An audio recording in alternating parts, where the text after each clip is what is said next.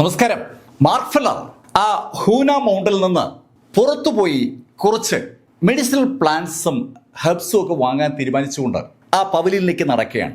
രണ്ടു വശവും മുളകൾ വളർന്നു നിൽക്കുന്ന ആ വഴിയിൽ രസകരമായ രീതിയിലാണ് പവലിയനുകൾ അറേഞ്ച് ചെയ്തിരിക്കുന്നത്. ആ പവലിയനിൽ നിന്ന് നോക്കുമ്പോൾ ഒരുപാട് ദൂരം കാണാൻ പറ്റും. ജൂവിന്റെ ആ ഹൂന മൗണ്ടൻ സ്വാഭാവികമായിട്ടും ഒരു നല്ല കാഴ്ച തന്നെയാണ്. മാർക്ക് ആ പവലിയനിലേക്ക് വരുമ്പോൾ അവിടെ സാക്ഷാൽ വില്യം ഷൂമേക്കർ ഇരിക്കുകയാണ്. ഷൂമേക്കറെ കണ്ടതും മാർക്ക് ചിരിച്ചു. മാർക്കിനെ കണ്ടപ്പോൾ ഷൂമേക്കർക്ക് സന്തോഷമായി. എന്താ മാർക്ക്, എങ്ങോട്ട് പോകാനാണ് ഇറങ്ങിയിരിക്കുന്നത്?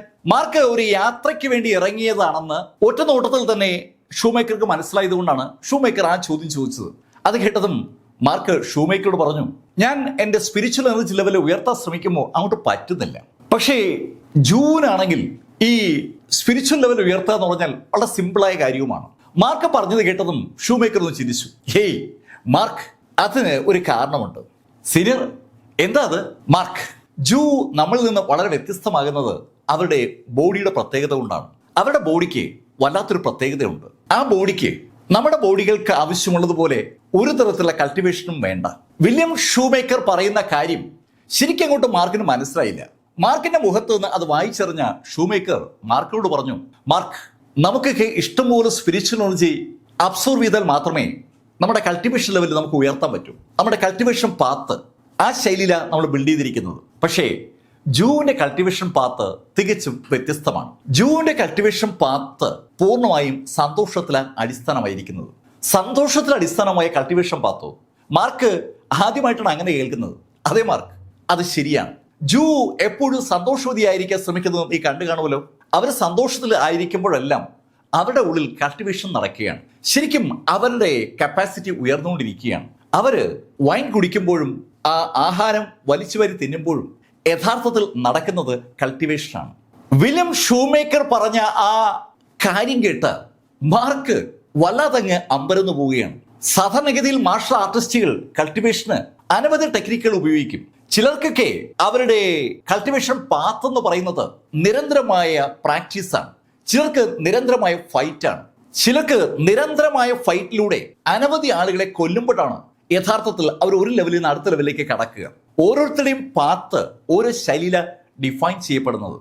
മാർക്ക് പൈറോൾ വെച്ച് പരിചയപ്പെട്ട ആദ്യം ആ മാർഷൽ സെയിന്റായ ആ വ്യക്തിക്ക് ശരിക്കും കൾട്ടിവേഷൻ എന്ന് പറയുന്നത് കൾട്ടിവേഷൻ തന്നെയാണ്. വെറും കൾട്ടിവേഷൻ അല്ല, മെഡിസിനൽ പ്ലാന്റ്സും മറ്റ് ഫലവൃക്ഷങ്ങളും ഒക്കെ കൾട്ടിവേറ്റ് ചെയ്യുന്നതാണ് അയാളുടെ കൾട്ടിവേഷൻ മെക്കാനിസം. അയാൾ ആ കൃഷി ചെയ്യുമ്പോൾ ഓട്ടോമാറ്റിക്കായിട്ട് അയാളുടെ ബോഡിയിലുള്ള ഇന്റേണൽ എനർജി വർദ്ധിക്കുകയും അയാൾ ഒരു ലെവലിൽ നിന്ന് അടുത്ത ലെവലിലേക്ക് കടക്കുകയും ചെയ്യുന്ന ആ കാഴ്ച മാർക്കിനെ കണ്ടുകൊണ്ട് കണ്ടതാണ്. അയാൾക്ക് ശരിക്കും ശാന്തതയാണ് ചുറ്റും ആവശ്യമുള്ളത്. മാർക്കിന്റെ കൾട്ടിവേഷൻ പാത്ത് ശരിക്കും ബിൽഡ് ചെയ്യപ്പെട്ടിരിക്കുന്നത് എതിരാളികളെ കൊല്ലുമ്പോൾ മാർക്കിന്റെ ആ സ്പിരിച്വൽ എനർജി വർദ്ധിക്കും എന്നുള്ള ഒരു സിദ്ധാന്തത്തിന്റെ അടിസ്ഥാനത്തിലാണ്. ആളുകളെ തോൽപ്പിച്ച് അവരെ ഇല്ലായ്മ ചെയ്യുമ്പോൾ മാർക്ക് പോലും അറിയാതെ മാർക്കിന്റെ ലെവൽ ഉയരുന്നത് മാർക്ക് കണ്ടിട്ടുണ്ട്. ജൂവിന് ലെവൽ ഉയർത്താൻ വെറുതെ ഭക്ഷണം കഴിച്ചാൽ മതി. മാർക്കിന് ഇപ്പോ കഥ മനസ്സിലാവുന്നുണ്ട്. മാർക്കും ഷൂമേക്കറും കൂടെ അങ്ങനെ സംസാരിക്കുമ്പോൾ ഷൂമേക്കർ മാർക്കിനോട് ചോദിച്ചു, അല്ല നീ ഇത് ചോദിക്കാനല്ല ഇങ്ങോട്ട് വന്നതെന്ന് എനിക്ക് മനസ്സിലായി. എന്താ നിന്റെ ഉദ്ദേശം? സീനിയർ, എനിക്ക് കുറച്ച് മരുന്നുണ്ടാക്കേണ്ടി വരും. ഞാൻ ഇപ്പം നിൽക്കുന്ന നേസൻ സോൾ സ്റ്റേജിൽ നിന്ന് മൈറ്റി ലെവലിലേക്ക് കടക്കാൻ ഞാനൊരു പില്ല് കണ്ടുപിടിച്ചിട്ടുണ്ട്. അതിന് നേസന്റ് സോൾ പിൽ എന്നാ പറയുക. ആ പില്ലുണ്ടാക്കാൻ എനിക്ക് കുറേയേറെ മെഡിസിനൽ ഹെർബ്സ് വേണം. അത് സംഘടിപ്പിക്കുക എന്നുള്ളതാണ് എൻ്റെ ലക്ഷ്യം. അല്ല സീനിയർ, അത് എവിടെ കിട്ടും? ഷൂമേക്കറോട് ആ ചോദ്യം ചോദിച്ചതും ഷൂമേക്കർ മാർക്കിനോട് പറഞ്ഞു, മാർക്ക്, അതിപ്പോ ചോദിക്കാൻ എന്തിരിക്കുന്നു? ഈ സദേൺ പ്രോവിൻസിനകത്ത് മെഡിസിനൽ ഹെർബ്സ് ഇഷ്ടംപോലെ കിട്ടുന്നത് മെഡിസിനൽ സിറ്റിയിലാണ്. മെഡിസിനൽ സിറ്റിയോ? ഒരു മെഡിസിനൽ സെയിന്റ് സിറ്റി ഇവിടെ ഉണ്ട്. ആ സെയിന്റ് സിറ്റിയിൽ ഇഷ്ടംപോലെ ഹെർബ്സ് കിട്ടും. ഹെർബ്സ് മാത്രമല്ല, റിഫൈൻഡ് മരുന്നുകളും കിട്ടും. ആ മെഡിസിൻ സിറ്റിയിൽ നമ്മൾ മാർഷൽ ആർട്ടിസ്റ്റുകൾക്ക് മാത്രമുള്ള സംവിധാനമല്ല ഒരുക്കിയിരിക്കുന്നത്. ഈ സദേൺ പ്രോവിൻസിൽ ഏതെങ്കിലും ശൈലിയിൽ ആർക്കെങ്കിലും ഗുരുതരമായി പരിക്കേറ്റാൽ ആളുകൾ എത്തുന്നതും അവിടെയാണ്. സദേൺ പ്രോവിൻസിൽ നിറയെ സ്പിരിച്വൽ എനർജി ഉണ്ട്. അതുകൊണ്ട് തന്നെ ആളുകൾക്ക് അങ്ങനെ ഇങ്ങനെ അസുഖമൊന്നും വരാറില്ല. വളരെ ഗുരുതരമായി പരിക്കേൽക്കുന്ന ആളുകൾ മാത്രമാണ് ഏതെങ്കിലും ഹോസ്പിറ്റലിലേക്ക് വരിക. അതുകൊണ്ട് തന്നെ ഹോസ്പിറ്റലുകളുടെ എണ്ണം ഈ സദേൺ പ്രോവിൻസിൽ വളരെ വളരെ പരിമിതമാണ്. ഹോസ്പിറ്റലുകൾ ആവശ്യമില്ല എന്നതാണ് സത്യം. സ്പിരിച്വൽ എനർജിയിൽ ബിൽഡ് ചെയ്യപ്പെട്ടിരിക്കുന്ന പശ്ചാത്തലമായതുകൊണ്ട് ആളുകളുടെ ഏത് അസുഖവും ഏത് പരിക്കും ആ സ്പിരിച്വൽ എനർജി വഴി തന്നെ കവർ ചെയ്യപ്പെടും. മെഡിസിനൽ സിറ്റിയെ കുറിച്ച് ഷൂമേക്കർ വ്യക്തമാക്കിയതും മാർക്ക് ഷൂമേക്കർ ചോദിച്ചു, അല്ല ഈ മെഡിസിൽ സിറ്റി എവിടെയായിട്ട് വരും? മാർക്ക് ആ ചോദ്യം ചോദിച്ചതും ഷൂമേക്കർ അയാളുടെ വലത് കൈ ആകാശത്തേക്ക് വെറുതെ ഒന്ന് നീട്ടി. ആ വലത് കൈ ഷൂമേക്കർ അങ്ങനെ മുന്നോട്ട് നീട്ടിയതും അയാളുടെ ആ കൈകളിലെ വിരലുകളിൽ നിന്ന് ഒരു പ്രകാശം പെട്ടെന്നാണ് ആകാശത്തേക്ക് അങ്ങ് നീണ്ടത്. ശരിക്കും ബുള്ളറ്റ് പായും പോലെ ആ വിരലുകളിൽ നിന്ന് പ്രകാശം മുന്നിലേക്ക് പായുകയായിരുന്നു. ആ പ്രകാശം മുന്നിലേക്ക് പാഞ്ഞതും ഷൂമേക്കർ അയാളുടെ കൈപ്പത്തി ഒന്ന് അനക്കി. ആ നിമിഷത്തിൽ ആ റേസ് ആ ആകാശത്ത് ഒരു പ്രത്യേക ആകൃതിയിൽ വിന്യസിക്കപ്പെട്ടു. ശരിക്കും ഒരു പടം വരയ്ക്കുന്നത് പോലെ ആ റേസ് ഒന്ന് റീ അറേഞ്ച് ചെയ്യപ്പെടുകയാണ്. മാർക്ക് ശരിക്കും കണ്ണ് തള്ളിയാണ് ആ കാഴ്ച കണ്ടത്. ആ റേസ് അറേഞ്ച് ചെയ്യപ്പെട്ടപ്പോൾ ആകാശത്ത് ഒരു കൂറ്റൻ മാപ്പ് ഇതാ പ്രത്യക്ഷപ്പെട്ടിരിക്കുകയാണ്. സദേൺ പ്രോവിൻസിന്റെ ഒരു കൂറ്റൻ മാപ്പാണ് ഷൂമേക്കർ അയാളുടെ വിരല് കൊണ്ട് അവിടെ സൃഷ്ടിച്ചെടുത്തത്. ഇതെന്ത് ടെക്നിക്കാ?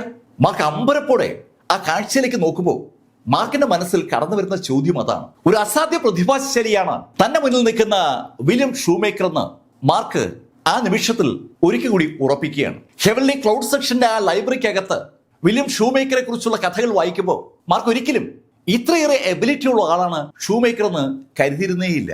ഷൂമേക്കർ ആ മാർക്കിലേക്ക് അയാളുടെ ഇടത് കൈയിലെ ചൂണ്ടുവിരൽ ഒന്ന് ചൂണ്ടി.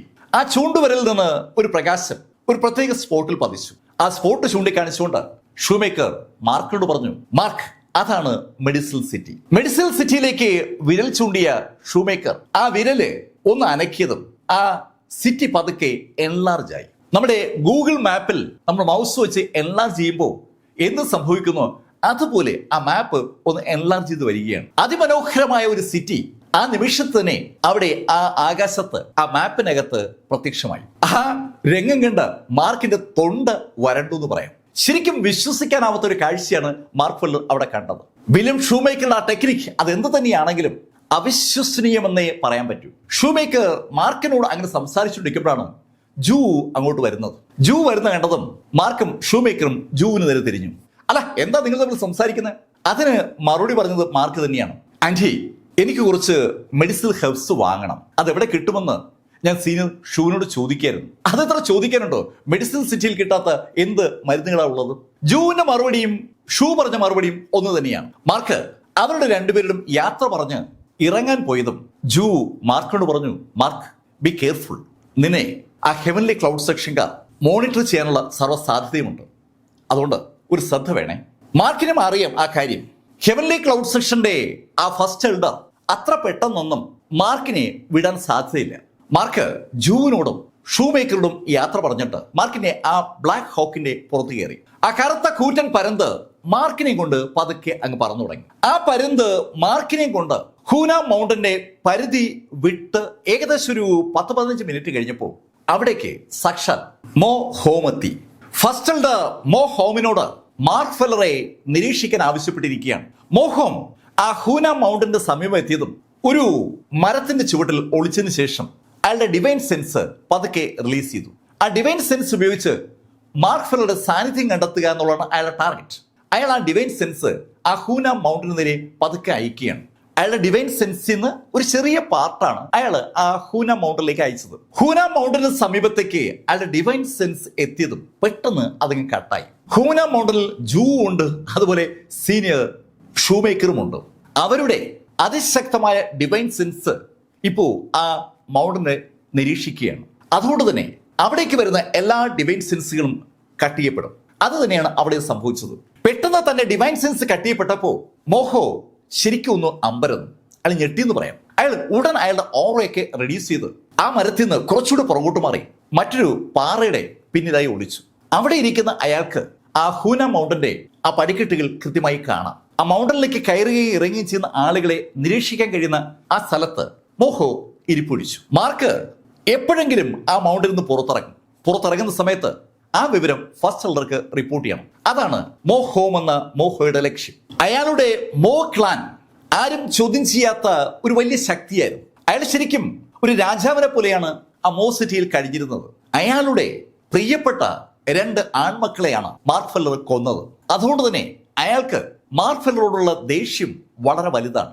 ആ കാരണം കൊണ്ട് തന്നെ മാർക്കിനെ പിടിച്ചു കൊടുക്കാൻ വേണ്ടി 24 മണിക്കൂറും ആ മല നിരീക്ഷിക്കാൻ അയാൾ മനസ്സുകൊണ്ട് തീരുമാനിച്ചുറച്ചു തന്നെയാണ് അവിടെ എത്തിയത്.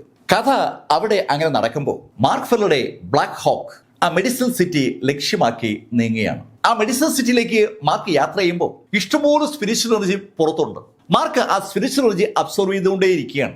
2 കൊല്ലം കൊണ്ട് മാർക്കിന്റെ ബോഡിയിൽ ഉണ്ടായിരുന്ന സ്പിരിച്വൽ എനർജി പൂർണ്ണമായും വരണ്ട് നാമവിശേഷമായിരിക്കുകയാണ്. ആ സ്പിരിച്വൽ എനർജി അതേ അളവിലേക്ക് തിരിച്ചു പിടിക്കാൻ മാർക്ക് പാടുപെടുകയാണ്. അതുകൊണ്ട് കിട്ടുന്ന സമയത്തൊക്കെ മാർക്ക് ആ സ്പിരിച്വൽ എനർജി ഇങ്ങനെ അബ്സോർവ് ചെയ്തുകൊണ്ടേയിരിക്കും. മാർക്കിന്റെ ബോഡിയിലേക്ക് ചുറ്റുമുള്ള സ്പിരിച്വൽ എനർജി ഒഴുകി അങ്ങനെ വരുമ്പോൾ ആ കറുത്ത പരുന്തിന്റെ മുകളിൽ ഇരിക്കുന്ന മാർക്ക് രസമുള്ള ഒരു കാഴ്ചയാണ്. ഒരു കാറ്റ് ആ പരുന്തിന്റെ അടുത്തേക്ക് പാഞ്ഞു വരുന്നതാണ് താഴെ നിൽക്കുന്ന ആളുകൾക്കോ അല്ലെങ്കിൽ മാറി നിൽക്കുന്ന ആളുകൾക്കോ മനസ്സിലാവുക.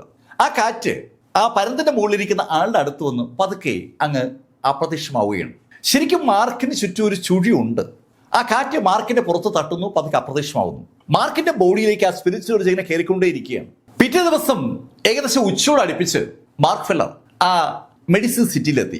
മെഡിസിൻ സിറ്റിയുടെ മുകളിലെത്തിയപ്പോൾ തന്നെ മാർക്കിനെ ആ സിറ്റി ശരിക്കും അതിശയിപ്പിച്ചു എന്ന് പറയാം. അതിമനോഹരമായ ആ സിറ്റി മറ്റ് സ്ഥലങ്ങളെ അപേക്ഷിച്ച് സ്പിരിച്വൽ എനർജി കൊണ്ട് സമ്പുഷ്ടവുമാണ്. മാർക്ക് ആ സിറ്റിയിൽ ഒരു ഒഴിഞ്ഞ സ്ഥലത്ത് ഇറങ്ങിയതിന് ശേഷം ആ ബ്ലാക്ക് ഹോക്കിനെ തന്റെ നിലവറയിൽ ഒളിപ്പിച്ചതിന് ശേഷം സാവധാനം നടന്ന് ആ മെഡിസിൻ സിറ്റിയിലെ സെൻട്രൽ ഹാളിന്റെ മുന്നിൽ വന്നു. ആ സെൻട്രൽ ഹാളാണ് ആ മെഡിസിൻ സിറ്റി ആക്ടിവിറ്റീസിന്റെ സ്ഥിരാകേന്ദ്രമായി അറിയപ്പെടുന്നത്. ആ സെൻട്രൽ ഹാളിന്റെ സമീപത്തേക്ക് മാർക്ക് വരുമ്പോൾ മാർക്ക് വല്ലാത്തൊരു കൗതുകത്തോടെ ആ ബിൽഡിങ്ങിലേക്ക് നോക്കി പോവുകയാണ്. നല്ല പൊക്കമുള്ള ഒരു കൂറ്റൻ ബിൽഡിംഗ് ആണ് ആ മെഡിസിൻ സിറ്റിയുടെ സെൻട്രൽ ഹാൾ എന്ന് പറയുന്നത്. ആ സെൻട്രൽ ഹാളിലേക്കുള്ള ആ യാത്രയിൽ മാർക്ക് മറ്റൊരു കാര്യം കണ്ടു. ഒരു അടിപൊളി മാർക്കറ്റ് ആ സെൻട്രൽ ഹാളിന്റെ ഇരുഭാഗത്തുമായിട്ടുണ്ട്. ആ മാർക്കറ്റിലൂടെ നേരെ നമ്മൾ നടന്നെത്തുന്നതാണ് സെൻട്രൽ ഹാൾ. പക്ഷെ മാർക്കറ്റിൽ ഇരുഭാഗത്തുമായി 10,000 വർഷത്തിലേറെ പഴക്കമുള്ള മെഡിസിനൽ ഹെർബ്സ് ഇഷ്ടം പോലെ വിൽക്കാൻ വെച്ചിരിക്കുകയാണ്. വിവിധ ശൈലിയിലുള്ള വിവിധ സ്പീഷ്യസിലുള്ള ചെടികളുടെ വൻ ശേഖരമാണ് അവിടെ സ്റ്റാളുകളിൽ അറേഞ്ച് ചെയ്തിരിക്കുന്നത്. മാർക്ക് ആ കാഴ്ച കണ്ട് അക്ഷരാർത്ഥത്തിൽ ഞെട്ടി എന്ന് തന്നെ പറയാം.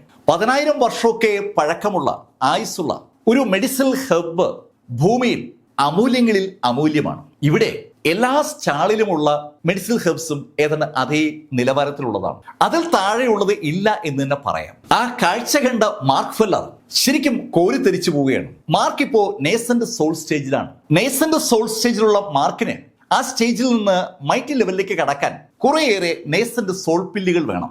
ആ സോൾ പില്ലുകളെ കുറിച്ചുള്ള ഇൻഫർമേഷൻ മാർക്ക് കളക്ട് ചെയ്തത് മാർക്കിന്റെ അച്ഛൻ മാർക്കിന് ഹാൻഡ് ഓവർ ചെയ്ത ആ ലൈബ്രറിയിൽ നിന്ന് തന്നെയാണ്. ഓരോ ലെവലിലും ഏതേത് പില്ലുകളാണ് വേണ്ടതെന്ന് വളരെ വ്യക്തമായി മാർക്കിന്റെ പിതാവിന്റെ ലൈബ്രറിയിൽ പറഞ്ഞിട്ടുണ്ട്. മാർക്ക് ആ സോൾ പില്ലിന്റെ ഗുണഗണങ്ങളൊക്കെ വായിച്ചപ്പോൾ സാധാരണഗതിയിൽ ഒരു മാർഷൽ സെയിന്റിന് അല്ലെങ്കിൽ നേസന്റ് സോൾ സ്റ്റേജിലുള്ള ഒരാൾക്ക് നെക്സ്റ്റ് ലെവലിലേക്ക് കടക്കാൻ 1-2 നേസന്റ് സോൾ പില്ല് മതി. പക്ഷെ മാർക്കിനറിയാം മാർക്കിനത് പോരാ. മാർക്കിന്റെ ബോഡി കയോട്ടിക്കാണ്. ആ കയോട്ടിക് ബോഡി ഒരു അസ്വാഭാവിക സ്വഭാവമുള്ള ബോഡിയാണ്. മാർക്ക് കഴിഞ്ഞ 4 വർഷം കൊണ്ട് മനസ്സിലാക്കിയ ഒരു സിമ്പിൾ കാര്യം, മാർക്കിന്റെ ബോഡിക്ക് മറ്റുള്ളവരുടെ ബോഡിക്ക് ആവശ്യമുള്ളതിനേക്കാൾ ഒരുപാട് കൂടുതൽ എനർജി ആവശ്യമുണ്ട്. സ്പിരിച്വൽ എനർജി മറ്റുള്ളവർക്ക് ആവശ്യമുള്ളതിന്റെ 100 മടങ്ങെങ്കിലും ചിലപ്പോൾ മാർക്കിന് വേണ്ടി വരും. മാർക്കിന്റെ ബോഡിയുടെ പ്രത്യേകത അതാണ്. പക്ഷെ അതിനൊരു ഗുണവുമുണ്ട്. മാർക്ക് നിൽക്കുന്ന ലെവലിൽ നിന്ന് 2-3 ലെവലിൽ മുകളിൽ നിൽക്കുന്ന ആളിനെ പോലും മാർക്കിന് തകർക്കാൻ എളുപ്പം പറ്റും. പക്ഷെ മറ്റുള്ളവർക്ക് അത് പറ്റാറില്ല. അതുകൊണ്ടാണ് ഒരു ഇന്റേണൽ സ്ട്രെങ്ത് മാസ്റ്റർ ആയിരിക്കുന്ന സമയത്ത് മാർക്ക് ഗ്രാൻഡ് മാസ്റ്ററായ ഹെക്ടർ ടെങ്ങിനെ പരാജയപ്പെടുത്തിയത്. അതിന്റെ നാണക്കേട് ഹെക്ടർക്ക് ഇതുവരെ മാറിയിട്ടില്ല. അതുകൊണ്ടാണ് ഹെക്ടർ ഭൂമിയിൽ നിന്ന് ഹെവനിലേക്ക് എത്തിയിട്ടും മാർക്കിനെ പിന്തുടരുന്നത്. അനവധി തവണ മാർക്ക് തന്റെ ലെവലിന്റെ മുകളിലുള്ള ലെവലിലുള്ള ആളുകളെ പരാജയപ്പെടുത്തിയിട്ടുണ്ട്. മാർക്ക് അതുകൊണ്ട് ഒരു തീരുമാനത്തിലെത്തിയിരിക്കുകയാണ്. 1-2 നേസന്റ് സോൾ പില്ലല്ല മാർക്ക് ഉണ്ടാക്കാൻ പോകുന്നത്. മാർക്ക് ഒരു 60 നേസന്റ് സോൾ പില്ലെങ്കിലും ഉണ്ടാക്കും. അത്രയും പില്ലുണ്ടെങ്കിൽ ഉറപ്പായും മാർക്കിന് ആ നേസന്റ് സോൾ സ്റ്റേജിൽ നിന്ന് മൈറ്റി ലെവലിലേക്ക് ഈസിയായി കടക്കാൻ പറ്റും. നേസന്റ് സോൾ സ്റ്റേജിൽ നിന്ന് മൈറ്റി ലെവലിലേക്ക് ബ്രേക്ക് ചെയ്യാൻ പറ്റിയാൽ പിന്നെ ഈ ഹെവൻലി ക്ലൗഡ് സെക്ഷനിലെ ആളുകളെ ഭയക്കേണ്ട കാര്യമില്ല. ഈ ഓട്ടം ഒന്ന് അവസാനിപ്പിക്കാൻ പറ്റും. മാർക്കിനെ ഈ ഓട്ടം അവസാനിപ്പിച്ചിട്ടാണ് സെൻട്രൽ പ്ലെയിനിലേക്ക് പോവാൻ. അവിടെയാണ് എമിലി ബ്ലാക്ക് ഉള്ളത്. മാർക്കിന്റെ മനസ്സിൽ ഇങ്ങനെ ഒരുപാട് ചിന്തകൾ കടന്നു വരികയാണ്. ആ സമയത്ത് മാർക്ക് ആ സ്റ്റാളുകൾക്കിടയിലൂടെ നടന്ന് ആ സെൻട്രൽ ഹാളിന്റെ മുന്നിലെത്തി. അങ്ങനെ മുന്നിലേക്ക് നടക്കാൻ മാർക്കിനെ പ്രേരിപ്പിച്ച ഘടകം ഒരു കടയിൽ മാർക്ക് ചോദിച്ച ചോദ്യത്തിന് ലഭിച്ച ഉത്തരമാണ്. ഇവിടെയുള്ള ഏറ്റവും വിലപിടിപ്പുള്ള ഹെർബ്സ് ആണോ ഇവിടെ ഇരിക്കുന്നത്? അല്ല, ഏറ്റവും വിലപിടിപ്പുള്ളതൊക്കെ ആ ഹാളിനകത്താണ്. അങ്ങനെ കടക്കാരൻ കാഷ്വലായി പറഞ്ഞതുകൊണ്ടാണ് മാർക്ക് ആ ഹാളിന് നേരെ നടന്നത്. ആ വിലപിടിപ്പുള്ള ഹെർബ്സ് എന്താണെന്ന് മാർക്കിനൊന്ന് അറിയണം. ആ ഉദ്ദേശത്തോടെ ഹാളിന്റെ മുന്നിലെത്തിയപ്പോൾ അവിടെ 2 ഗാർഡുകൾ നിൽക്കുകയാണ്. ആ ഗാർഡുകൾ മാർക്കിനെ തടുത്തു. തന്നെ തടുത്ത ഗാർഡുകളോട് മാർക്ക് പറഞ്ഞു, എനിക്ക് ഈ അകത്തുള്ള ഹെർബ്സ് ഒക്കെ ഒന്ന് കാണണം, അതിനാ ഞാൻ ഇങ്ങോട്ട് വന്നത്. ഹേയ് സുഹൃത്തെ, നിങ്ങൾ എന്ത് ചോദ്യമായി ചോദിക്കുന്നത്? അകത്ത് അങ്ങനെ എല്ലാവർക്കും കയറാൻ പറ്റില്ല. അതെന്താ? അതറിയില്ലേ? അകത്ത് കയറാൻ കഴിയുന്നത് ആൽക്കെമിസ്റ്റുകൾക്ക് മാത്രമാണ്. ആൽക്കെമിസ്റ്റുകൾക്ക് മാത്രമോ? അതെ, ആൽക്കെമിസ്റ്റുകൾക്ക് മാത്രമാണ്. അങ്ങനെയാണെങ്കിൽ ഒരു കാര്യം ചെയ്യൂ, നിങ്ങൾ എന്നെ കൂടെ ഒന്ന് കയറ്റ്. ഞാനൊരു ആൽക്കെമിസ്റ്റാണ്. നിങ്ങൾ ആൽക്കെമിസ്റ്റോ? അതേന്ന്, ഞാനൊരു ആൽക്കെമിസ്റ്റാണ്. ആൽക്കെമിസ്റ്റ് ആണെന്ന് കേട്ടപ്പോ ആ ഗാർഡുകൾ ഒരാള് മാർക്കിനോട് സംസാരിക്കുന്ന ആ ഗാർഡിന്റെ ചെവിയിൽ എന്തോ പറഞ്ഞു.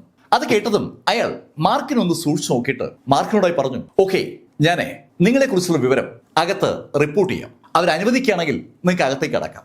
ആ ഗാർഡ് അകത്തേക്ക് പോവാനായി ആ വാതിൽ തുറന്നപ്പോ മാർക്ക് ഒരു കാഴ്ച കൂടി കണ്ടു. അകത്തെ ബിൽഡിംഗ് അനവധി നിലകളിലാണ് പണിതിരിക്കുന്നത്.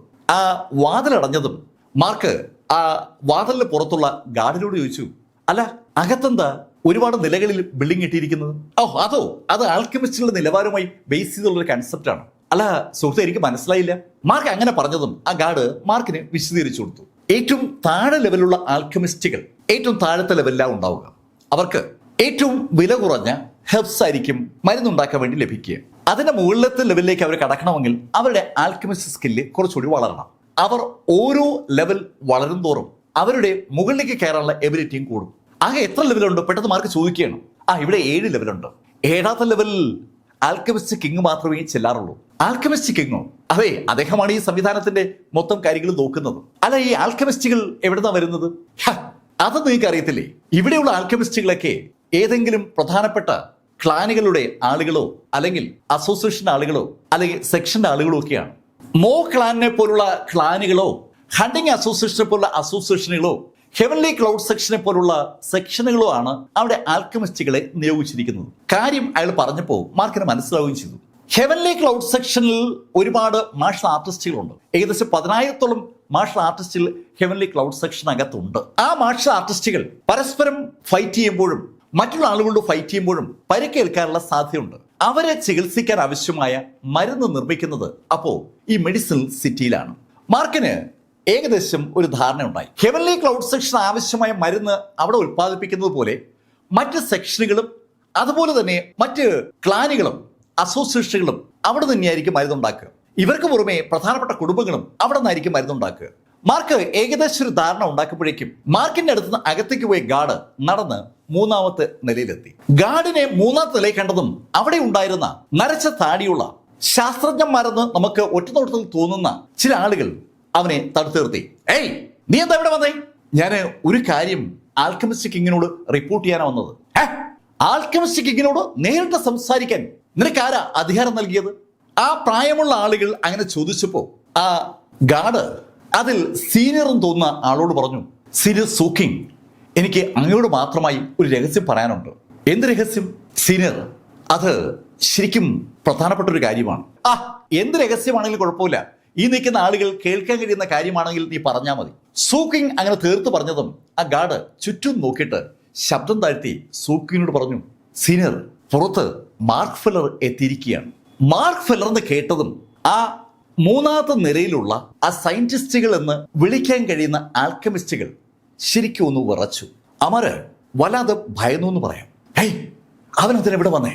ഒരാൾ പെട്ടെന്ന് ചോദിച്ചു പോവുകയാണ്. സീനിയർ, മാർക്ക് വന്നത് ആൽക്കെമിസ്റ്റ് ആകാൻ വേണ്ടിയാണ്. ആൽക്കെമിസ്റ്റ് അവനാ?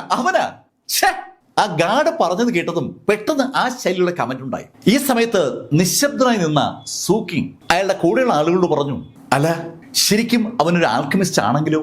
ആ ചോദ്യം കേട്ടതും ബാക്കിയുള്ള ആളുകളും ഒരു നിമിഷം നിശബ്ദരായി. ശരിയാണ്, ഈ മാർക്ക് ഫെല്ലർ ആൽക്കെമിസ്റ്റ് ആണെങ്കിൽ അവൻ അകത്തേക്ക് വന്നാൽ പ്രശ്നമാകും. ഹെവൻലി ക്ലൗഡ് സെക്ഷൻ ഉൾപ്പെടെയുള്ള വിവിധ സെക്ഷനുകളെ റെപ്രസെന്റ് ചെയ്യുന്ന ആളുകളാണ് അകത്തുള്ള എല്ലാ ആൽക്കെമിസ്റ്റുകളും. ആ സെക്ഷനുകളും മാർക്കും തമ്മിൽ ഉടക്കിലാണ്. അല്ലെങ്കിൽ തന്നെ ഹെവൻലി ക്ലൗഡ് സെക്ഷനുമായി നേരിട്ട് ഫൈറ്റ് ചെയ്യുന്ന ഒരാളെ സപ്പോർട്ട് ചെയ്യാൻ വേറെ സെക്ഷനൊന്നും ശ്രമിക്കില്ല. അത് ആത്മഹത്യാപരമാണെന്ന് അവർക്കറിയാം. സൂക്കിങ്ങും കൂടെയുള്ള ആ ആൽക്കെമിസ്റ്റുകളും തല പുകഞ്ഞ് ആലോചിക്കുകയാണ്, എന്താ ഇപ്പൊ ചെയ്യാന്ന്. അപ്പോ ആ ഗാർഡ് പറഞ്ഞു, ക്ഷമിക്കണം, ഞാനൊരു ഐഡിയ പറയട്ടെ. ഐഡിയോ? നീയോ? നീ വേറെ ഗാർഡല്ലേ, നിന്റെ ഐഡിയ നമ്മളെ കേൾക്കണ്ട. ആ ആൽക്കെമിസ്റ്റുകൾ ശരിക്കും പൊട്ടിത്തെറിക്കുകയാണെന്ന് പറയാം. ഒരു ഗാർഡ് ഐഡിയ പറയാൻ വന്നിരിക്കുന്നു. നിന്നെ ആരാ ഈ മുകളിലേക്ക് കയറ്റിയത്? ഈ മുകളിലേക്ക് നിന്നെ കയറാൻ അനുവദിച്ചതിന് തെറ്റായി പോയി. എങ്ങടാ വിളിയില്? ഗാർഡിനോട് ആ ആൽക്കെമിസ്റ്റുകൾ അങ്ങനെ തട്ടിക്കേറി ചൂടായി സംസാരിച്ചതും സൂക്കിങ് അവരോട് പറഞ്ഞു, ഏയ് മിണ്ടാതിരിക്കുക, അവന് എന്താണ് പറയാനുള്ളത് നമുക്കിത് കേൾക്കാം. ഏയ് നീ പറ. സീനിയർ സൂക്കിങ്, ഈ മാർക്ക് ഫെല്ലർ ആൽക്കെമിസ്റ്റ് ആവാനല്ലേ വന്നിരിക്കുന്നത്? ആൽക്കെമിസ്റ്റ് ആവാൻ ഇവിടെ വരുന്ന എല്ലാവരെയും നമ്മൾ ടെസ്റ്റ് ചെയ്യാറുണ്ടല്ലോ. ടെസ്റ്റ് ചെയ്യുന്നത് നിങ്ങളല്ലേ. നിങ്ങൾക്ക് മാർക്കിനെ തോൽപ്പിക്കാൻ ഒരു ബുദ്ധിമുട്ടും ഉണ്ടാവില്ലെന്നാണ് എന്റെ വിശ്വാസം. ഗാർഡ് പറഞ്ഞ ആ വാക്കുകൾ കേട്ടതും ആ ആൽക്കെമിസ്റ്റുകളുടെ മുഖത്ത് ഒരു പുഞ്ചിരി വിരിഞ്ഞു. സംഭവം കൊള്ളാം, അടിപൊളി ഐഡിയ. പക്ഷെ ആ ഐഡിയ പറഞ്ഞത് ഒരു ഗാർഡാണ്. അതുകൊണ്ട് തന്നെ അതങ്ങ് സമ്മതിച്ചു കൊടുത്താൽ ശരിയാവില്ലല്ലോ. അതിൽ പ്രായമുള്ള ഒരാള് പെട്ടെന്ന് ഗാർഡിനോട് പറഞ്ഞു, മണ്ടത്തരം പറയുന്നോ എവിടെ വിളിയില്ലേ? അല്ല, ഞാൻ ഇനി സംസാരിച്ചാൽ നിന്നെ ഈ സ്ഥാപനത്തിൽ നിന്ന് പുറത്താക്കും, വേഗം പുറത്തു പോകും. മണ്ട ഐഡിയയുമായിട്ട് വന്നിരിക്കുന്നു. അങ്ങനെ പറഞ്ഞുകൊണ്ട് ആ ആൽക്കെമിസ്റ്റുകൾ ആ ഗാർഡിനെ അവിടെ നിന്ന് പുറത്താക്കി. ഗാർഡ് അവിടെ നിന്ന് താഴത്തെ നിലയിലേക്ക് പോയി എന്ന് ഉറപ്പായതും ആ ആൽക്കെമിസ്റ്റുകൾ സൂക്കിങ്ങിനോട് പറഞ്ഞു, സീനിയർ, അവൻ പറഞ്ഞ ഐഡിയ കൊള്ളാല്ലേ? സൂക്കിങ്ങും അത് തന്നെയാണ് ആലോചിക്കുന്നത്. അതെ അതെ, അത് നല്ല ഐഡിയ ആണ്. പക്ഷെ ഈ നല്ല ഐഡിയ പറയാൻ അവനെന്താ യോഗ്യത? ആ കൂട്ടത്തിൽ ഒരാൾ അപ്പോൾ വീണ്ടും ചോദിക്കുന്ന ആ ചോദ്യമാണ്. അത് കേട്ടത് സൂക്കിങ് പറഞ്ഞു, ഹേ വിട്ടേക്ക്, നമുക്ക് എന്തായാലും ഐഡിയ കിട്ടിയല്ലോ. ഞാനൊരു കാര്യം ചെയ്യാം, ഞാൻ ആ മാർക്ക് ഫെല്ലറെ ഇങ്ങോട്ടേക്ക് ഇൻവൈറ്റ് ചെയ്യാം. അവനെ കൊണ്ട് ഒരു ഡിവൈൻ പില്ല് ഉണ്ടാക്കിപ്പിക്കാം. ഡിവൈൻ പില്ല് ഉണ്ടാക്കാൻ അവനെ കൊണ്ട് എന്തായാലും പറ്റില്ലല്ലോ. ഡിവൈൻ ലെവലിലുള്ള ഒരു മരുന്ന് ഉണ്ടാക്കുക എന്ന് പറഞ്ഞാൽ അത് വലിയ സംഭവമാണ്. എന്തായാലും മാർക്ക് ഫെല്ലർക്ക് അങ്ങനെയുള്ള എബിലിറ്റി ഒന്നും ഉണ്ടാവില്ല. മാർക്ക് ശരിക്കും ഹെവൻലി ക്ലൗഡ് സെക്ഷനുമായിട്ട് അടിയുണ്ടാക്കി നടക്കുന്ന ഒരു ഗുണ്ട, അതിനപ്പുറത്തൊന്നുമല്ല എന്ന് അവർക്ക് നന്നായിട്ട് അറിയാം. മാർക്കും ആൽക്കെമിസ്ട്രിയും തമ്മിൽ എന്തെങ്കിലും ബന്ധമുള്ളതായി അവരാരും കേട്ടിട്ടുമില്ല.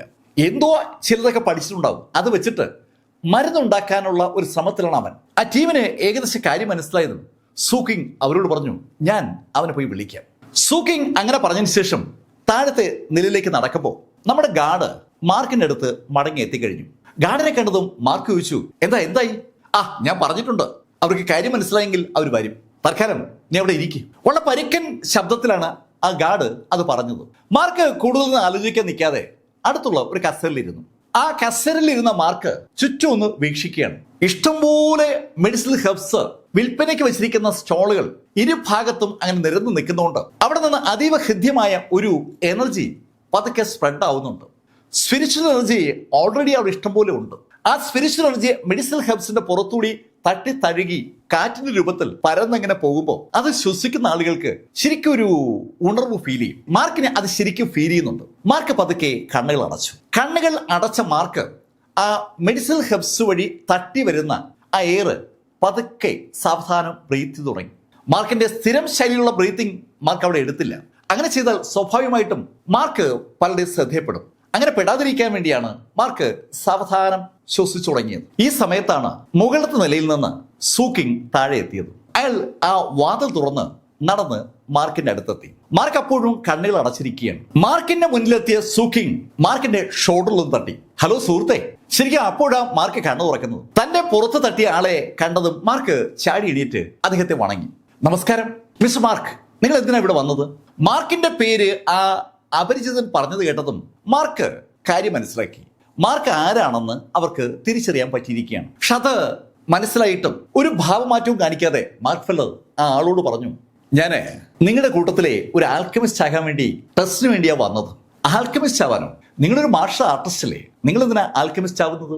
അല്ല, എനിക്ക് ഈ മരുന്നുണ്ടാക്കുന്ന പ്രക്രിയയൊക്കെ അറിയാം, അതുകൊണ്ടാ നിങ്ങളുടെ ഈ സംവിധാനത്തിന്റെ ഭാഗമാകാൻ പറ്റുമെന്നറിയാൻ ഞാൻ ഇവിടേക്ക് വന്നത്.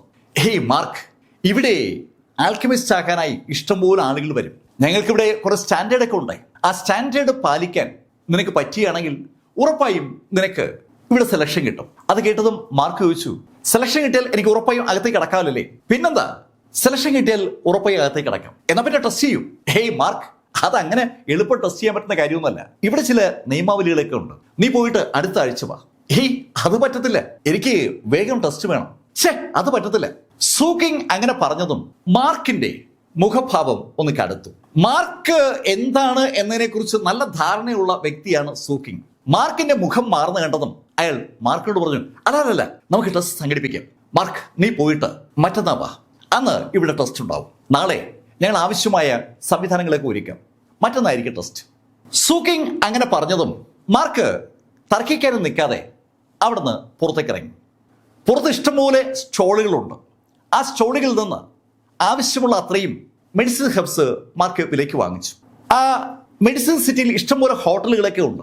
താമസിക്കാൻ അനുയോജ്യമായ ഒരു സ്ഥലം സംഘടിപ്പിച്ച മാർക്ക് ഹോട്ടലിൽ മുറിയെടുത്ത് മാർക്കിന്റെ ആ നിലവറയിലേക്ക് മാർക്ക് വാങ്ങിച്ച് ശേഖരിച്ച ആ മെഡിസിനൽ ഹെർബ്സ് ഒക്കെ പുറത്തെടുത്ത് അതുപയോഗിച്ച് പിൽസ് ഉണ്ടാക്കി തുടങ്ങി. ആക്ച്വലി മാർക്ക് ഈ ആൽക്കമിസ്റ്റ് ആക്ടിവിറ്റീസ് ഏതാണ്ട് നിർത്തി വെച്ചിട്ട് 2 കൊല്ലമായി എന്ന് പറയാം. ഇടയ്ക്ക് ആ ഫീനിക്സ് റെസ്റ്റോറൻറ്റിൽ താമസിക്കുന്ന സമയത്ത് മാർക്ക് ഈ അടുത്ത കാലത്തായി ചില പിൽസൊക്കെ ഉണ്ടാക്കി നോക്കിയിരുന്നു. അതല്ലാതെ അപൂർവമായിട്ട് മാത്രമാണ് മാർക്ക് മെഡിസിൻ ഉണ്ടാക്കിയിട്ടുള്ളത്. അതുകൊണ്ട് തന്നെ ആ ടെസ്റ്റിന് ആവശ്യമായ സ്കില്ല് തനിക്ക് ഉണ്ടോ എന്നറിയാൻ മാർക്കിനൊരു കൗതുകം. 2 കൊല്ലങ്ങൾക്ക് മുമ്പാണ് മാർക്കിന്റെ ബോഡിയിൽ നിന്ന് സ്പിരിച്വൽ എനർജി നഷ്ടമായത്. അതിന്റെ ഫലമായി ആ സ്പിരിച്വൽ ഫ്ലെയിമും നഷ്ടമായിരുന്നു. ആ സ്പിരിച്വൽ ഫ്ലെയിം മാർക്കിന് മടക്കി കിട്ടിയിട്ട് അധിക ദിവസമൊന്നും ആയിട്ടില്ല. മാർക്ക് ആ മരുന്നുണ്ടാക്കുന്ന ആ പാത്രം പുറത്തെടുത്ത് അതിലേക്ക് മെഡിസിനൽ ഹെർബ്സ് ഇട്ടു. അതിനുശേഷം കൈ ഒന്ന് അനക്കി. ഉടൻ മാർക്കിന്റെ കയ്യിൽ ആ പർപ്പിൾ ഫ്ലെയിം വന്നു. മാർക്ക് ആ പർപ്പിൾ ഫ്ലെയിം ആ മരുന്നിലേക്ക് കൊണ്ടുവന്നതും പതുക്കെ പതുക്കെ ആ ഹെർബ്സ് ഒക്കെ ഒന്ന് ഉരുകി തുടങ്ങിയാണ്. അന്ന് വൈകുന്നേരവും രാത്രിയും പിറ്റേന്ന് പകലും മാർക്ക് അനവധി തവണ ആ മരുന്നുണ്ടാക്കുന്ന പ്രക്രിയ പ്രാക്ടീസ് ചെയ്ത് നോക്കി. ശരിക്കും ഒരു ടെസ്റ്റിന് പങ്കെടുക്കുന്ന ഒരു വിദ്യാർത്ഥിയുടെ എല്ലാ പരിശ്രമവും ആ ദിവസങ്ങളിൽ മാർക്കിൽ നമുക്ക് കാണാം. അനവധി തവണയാണ് മാർക്ക് മരുന്നുണ്ടാക്കി നോക്കിയത്. ഒരുപാട് ഡിവൈൻ ലെവലിലുള്ള ഗുളികൾ ഉണ്ടാക്കുന്നത് മാർക്ക് പരീക്ഷിച്ച് നോക്കുകയും ചെയ്തു. മാർക്കിനെ ഏതായാലും നാളെ നടക്കാൻ പോകുന്ന ടെസ്റ്റിൽ വിജയിച്ചേ പറ്റൂ. അതിനുവേണ്ടി ശരിക്കും ഒരു പരീക്ഷയ്ക്ക് കൂട്ടി തയ്യാറെടുക്കും പോലെ മാർക്ക് തയ്യാറെടുക്കുകയാണ്. എന്തായാലും പിറ്റേന്ന് നേരം വെളുത്തു. മാർക്ക് നേരെ മെഡിസിൻ സിറ്റിയിലെ ആ സെൻട്രൽ ഹാളിന് മുന്നിലെത്തി. മാർക്ക് അവിടെ എത്തിയതും 2 ഗാർഡുകളും അവിടെ നിൽപ്പുണ്ട്. മാർക്ക് വന്നാലുടൻ അകത്തേക്ക് മാർക്കിനെ കയറ്റി വിടണമെന്ന് സൂക്കിംഗ് പറഞ്ഞിട്ടുള്ളത് കൊണ്ട് ആ ഗാർഡുകൾ മാർക്കിനെ അകത്തേക്ക് കയറ്റി. അകത്ത് കയറിയ മാർക്ക് ശരിക്കും 2 സ്റ്റെപ്പ് മുന്നോട്ട് നടന്നിട്ട് അവിടെ ഇങ്ങനെ നിന്നു പോവുകയാണ്. പുറത്ത് മാർക്കിന് അനുഭവപ്പെട്ട ഒരു അന്തരീക്ഷമല്ല അകത്തുള്ളത്. പുറത്തുള്ളതിൻ്റെ എത്രയെങ്കിലും മടങ്ങ് സ്പിരിച്വൽ എനർജി അകത്തുണ്ട്. ഹൈ ക്വാളിറ്റി മെഡിസിനൽ ഹെർബ്സ് ഇഷ്ടം പോലെ ആ ബിൽഡിങ്ങിനകത്തുണ്ടെന്ന് ആ അനുഭവം മാർക്കിനോട് വിളിച്ചു പറയുകയാണ്. മാർക്ക് കണ്ടിട്ടോ കേട്ടിട്ടോ ഇല്ലാത്ത, സ്വപ്നത്തിൽ പോലും ദർശിച്ചിട്ടില്ലാത്ത ക്വാളിറ്റിയിലുള്ള ഹെർബ്സ് അകത്തുണ്ട്. ആ ചിന്ത പോലും മാർക്കിന് വല്ലാത്തൊരു ഉന്മേഷം ഉണ്ടാക്കി. മാർക്ക് അവിടെ ഇങ്ങനെ സ്റ്റക്കായി നിൽക്കുമ്പോഴാണ് സൂക്കിംഗ് മാർക്കിന് അടുത്തേക്ക് വന്നത്. ഹേയ് മാർക്ക് ഫെല്ലർ, നിങ്ങൾ സമയത്തിന് എത്തിയല്ലേ? ആ ടെസ്റ്റ് അല്ലേ, അപ്പൊ പിന്നെ വരണ്ടേ? ഓക്കെ മാർക്ക്, അതെന്തായാലും നന്നായി. അത് കേട്ടതും മാർക്ക് സൂക്കിങ്ങിനോട് ചോദിച്ചു, അല്ല ഈ ടെസ്റ്റ് എവിടെയാണ് നടത്തുന്നത്? മാർക്ക് അതൊക്കെ ഉണ്ട്. മിസ്റ്റർ നിങ്ങളുടെ പേരെന്താണ്? ആ എൻ്റെ പേര് സൂക്കിങ് എന്നാണ്. ആ മിസ്റ്റർ സൂക്കിങ്, നിങ്ങൾ വേഗം ടെസ്റ്റ് നടത്തണേ, എനിക്ക് കുറേയേറെ കാര്യങ്ങൾ ചെയ്യാനുണ്ട്. മാർക്ക് ടെസ്റ്റിൽ നീ വിജയിച്ചാലല്ലേ നീ വിചാരിക്കുന്ന കാര്യങ്ങളൊക്കെ നിനക്ക് ചെയ്യാൻ പറ്റൂ. ആ അതത്രേ ഉള്ളൂ. മാർക്ക് ടെസ്റ്റ് വിജയിച്ചാൽ എന്താണ് നിന്റെ ടാർഗറ്റ്? മിസ്റ്റർ സൂക്കിങ്, ടെസ്റ്റ് വിജയിച്ചാൽ എനിക്ക് മുകളിലത്തെ നിലകളിലോട്ട് കടക്കാമല്ലോ. ഉറപ്പായും കടക്കാം. കാരണം നീ ഇവിടെ ഉണ്ടാക്കാൻ പോകുന്നത് ഒരു ഡിവൈൻ ലെവൽ പില്ലാണ്. ഡിവൈൻ ലെവൽ പില്ലുണ്ടാക്കുന്ന ആളിന് ഉറപ്പായും മുകളിലേക്ക് കടക്കാം. അങ്ങനെ സൂക്കിങ് പറഞ്ഞതും മാർക്ക് സൂക്കിങ്ങിനോട് പറഞ്ഞു, ഓക്കെ അങ്ങനെയാണെങ്കിൽ ഇനി ടെസ്റ്റ് നടത്തുന്ന സ്ഥലത്തേക്ക് കൊണ്ടുപോകും. മാർക്കും സൂക്കിങ്ങും കൂടി നടന്ന് മുകളിലത്തെ നിലയിലെത്തി. മുകളിലത്തെ നിലയിൽ എന്ന് പറയുമ്പോൾ മൂന്നാമത്തെ നിലയിൽ നേരത്തെ നമ്മൾ കണ്ട ആ ആൽക്കമിസ്റ്റുകളൊക്കെ ഉണ്ട്. ആ പ്രായമുള്ള ആൽക്കമിസ്റ്റുകൾ ലേശം പുച്ഛത്തോടെ മാർക്ക് ഫെല്ലറെ ഒന്ന് സൂക്ഷിച്ചു നോക്കുകയാണ്. പലരും കോട്ടിന്റെ പോക്കറ്റിൽ 2 കൈയും ഇട്ടാണ് നിൽക്കുന്നത്. ഞങ്ങൾ ഇതൊക്കെ എത്ര കണ്ടിരിക്കുന്നു എന്നുള്ളൊരു ഭാവം ആ ആൽക്കമിസ്റ്റുകളുടെ മുഖത്തുണ്ട്. മാർക്ക് അവരെ നോക്കിയിട്ട് അവർ വണങ്ങി. സീനിയേഴ്സ് നമസ്കാരം. ആ നമസ്കാരം. മാർക്ക് ഫെല്ലർ, നിന്റെ ഈ അടിയുടെ പരിപാടിയൊന്നും അല്ല ഈ ആൽക്കമിസ്റ്റ് എന്ന് പറയുന്നത്. ഒരു ആൽക്കമിസ്റ്റ് അത് പറഞ്ഞതും മാർക്ക് ചിരിച്ചുകൊണ്ട് അദ്ദേഹത്തോട് പറഞ്ഞു, ആ എനിക്കറിയാം. വിനയം ഒട്ടുമേ കളയാതെ മാർക്ക് അവരോട് സംസാരിക്കുകയാണ്. മാർക്കിനെ പ്രകോപിപ്പിക്കാൻ അവർ ശ്രമിക്കുന്നിടയിൽ സൂക്കിങ് മാർക്കിനോട് പറഞ്ഞു, മാർക്ക് ഇവിടെ നിനക്ക് ലഭിക്കാൻ പോകുന്നത് ഒരു ഡിവൈൻ ലെവൽ പില്ലുണ്ടാക്കാനുള്ള പരിപാടിയാണെന്ന് അറിയാമല്ലോ. മാർക്ക് മിക്കവാറും നീ പരാജയപ്പെടാനാണ് സാധ്യത. അതുകൊണ്ട് ഞാനൊരു ഉപദേശം നൽകുകയാണ്, വെറുതെ ടെസ്റ്റിൽ പങ്കെടുക്കണോ? അത് കേട്ടതും മാർക്ക് ഫെല്ലർ മാർക്കിന്റെ വലത് കൈ ഒന്ന് അനക്കി. ആ നിമിഷത്തിൽ ആ വലത് കൈയിൽ പർപ്പിൾ നിറത്തിലുള്ള ഒരു ഫ്ലെയിം പ്രത്യക്ഷപ്പെട്ടു. ആ പർപ്പിൾ ഫ്ലെയിം കണ്ടതും ശരിക്കും അവിടെയുള്ള ആൽക്കമിസ്റ്റുകളും സൂക്കിങ്ങും അക്ഷരാർത്ഥത്തിൽ ഞെട്ടി തരിച്ച് അങ്ങനെ നിന്ന് പോവുകയാണ്. അവരുടെ ആ മെഡിസിനൽ കിങ്ങിന് പോലും ഈ പർപ്പിൾ ഫ്ലെയിം ഇല്ല. അയാൾക്ക് ഒരു ഗ്രീൻ ലെവൽ ഫ്ലെയിമാണുള്ളത്. അയാളെക്കാൾ 2 ലെവൽ മുകളിലാണ് മാർക്ക് ഫെല്ലർ. പെട്ടെന്ന് ആ ചിന്തയാണ് സൂക്കിങ്ങിൻ്റെയും കൂടെയുള്ള ആളുകളുടെയും മനസ്സിലേക്ക് വന്നത്. അവരുടെ മെഡിസിനൽ കിങ്ങിന് പോലും ലഭ്യമല്ലാത്ത പർപ്പിൾ ഫ്ലെയിം മാർക്കിന് ലഭ്യമാണ്. അത് കണ്ടതും ശരിക്കും വിരണ്ടുപോയ സൂക്കിങ് മാർക്കിനോട് പറഞ്ഞു, പ്ലീസ് ഒന്ന് വെയിറ്റ് ചെയ്യ്, ഞാൻ സൗകര്യങ്ങൾ ഒരുക്കിയിട്ട് ഇപ്പോൾ വരാം. സൂക്കിങ് അവിടെ നിന്ന് മാറിയതും മാർക്ക് ആ പർപ്പിൾ ഫ്ലെയിം പിൻവലിച്ചു. ഇപ്പോൾ ആ ആൽക്കമിസ്റ്റുകൾ ഏതാണ്ട് പൂർണ്ണമായും നിശബ്ദരാണ്. അവര് വല്ലാത്തൊരു അമ്പരപ്പോടുകൂടിയാണ് മാർക്ക് ഫില്ലറെ നോക്കുന്നത്. അവര് മാർക്ക് ഫില്ലറെ കളിയാക്കിക്കൊണ്ടിരുന്നതാണ്. പക്ഷേ അവരിൽ പലർക്കും റെഡ് ഫ്ലെയിമൊക്കെ കയ്യിലുള്ളൂ, ചിലർക്ക് ഓറഞ്ചുമുണ്ട്. അതിന് മുകളിലേക്കുള്ള ഫ്ലെയിമൊക്കെ അവർക്ക് വെറും സ്വപ്നമാണ്. അവരൊക്കെ ഒരു പ്രായം കഴിഞ്ഞ ആളുകളുമാണ്. ഇത്രയും പ്രായമായിട്ടും അവരിൽ ആർക്കും തന്നെ ഗ്രീൻ ഫ്ലെയിമിന് മുകളിലേക്ക് കൊണ്ടുവരാൻ പറ്റിയിട്ടില്ല. ഗ്രീൻ ഫ്ലെയിം കഴിഞ്ഞിട്ടാണ് ബ്ലൂ, ബ്ലൂ കഴിഞ്ഞാണ് പർപ്പിൾ, അവസാനത്താണ് പർപ്പിൾ. ആ പർപ്പിൾ ഫ്ലെയിമാണ് മാർക്കിൻ്റെ കയ്യിൽ. അതുകൊണ്ട് തന്നെ ഒരു അക്ഷരം പോലും മിണ്ടാതെ ആ ആൽക്കമിസ്റ്റുകൾ മാർക്കിനെ അമ്പരന്ന് അങ്ങനെ നോക്കി നിൽക്കുമ്പോൾ നമ്മുടെ സൂക്കിങ് 7ാമത്തെ നിലയിലെത്തി. 7ാമത്തെ നിലയിലേക്ക് സൂക്കിങ് കടന്നു വരുന്ന കണ്ടതും മെഡിസിൽ കിങ് സൂക്കിങ്ങിനെ തടുത്തു. ഏയ്, നീ അതെവിടെ വന്നേ? നിനക്ക് ഇവിടെ വരാനുള്ള യോഗ്യതയില്ല എന്നറിയില്ലേ? മെഡിസിൽ കിങ്, ക്ഷമിക്കണം, ഒരു കാര്യമുണ്ടായി. എന്ത് കാര്യം? മെഡിസിൽ കിങ്, ആ മാർക്ക് ഫില്ലർ ഇവിടെ എത്തിയിരിക്കുകയാണ്. Mark filler? അവൻ ഇതിന് ഇവിടെ വന്നത്? മെഡിസിൽ കിങ്, അവൻ ഒരു ടെസ്റ്റ് പങ്കെടുക്കാനാണ് വന്നത്. ടെസ്റ്റ് പങ്കെടുക്കാനോ?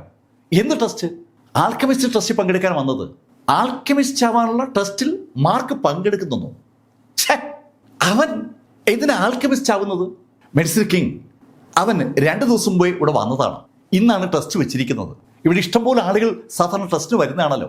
ഞങ്ങളും ആ ശൈലിയിലാണ് ആ ടെസ്റ്റിനെ കണ്ടത്. പക്ഷേ ഒരു പ്രശ്നമുണ്ട്. എന്ത് പ്രശ്നം? മെഡിസിൽ കിങ്, അവന് പർപ്പിൾ ഫ്ലെയിം ഉണ്ട്. പർപ്പിൾ ഫ്ലെയിമോ? അതെ medicinal king, purple flame.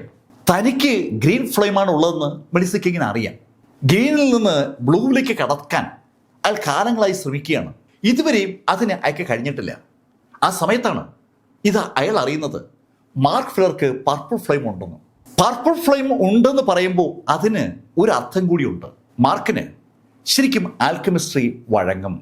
Mark വിചാരിച്ചാൽ ഏത് മരുന്നും ഉണ്ടാക്കാൻ പറ്റും. ഡിവൈൻ ലെവലിലുള്ള ഒരു മരുന്ന് ഉണ്ടാക്കാൻ മാർക്കിന് ചിലപ്പോൾ കഴിഞ്ഞേക്കും.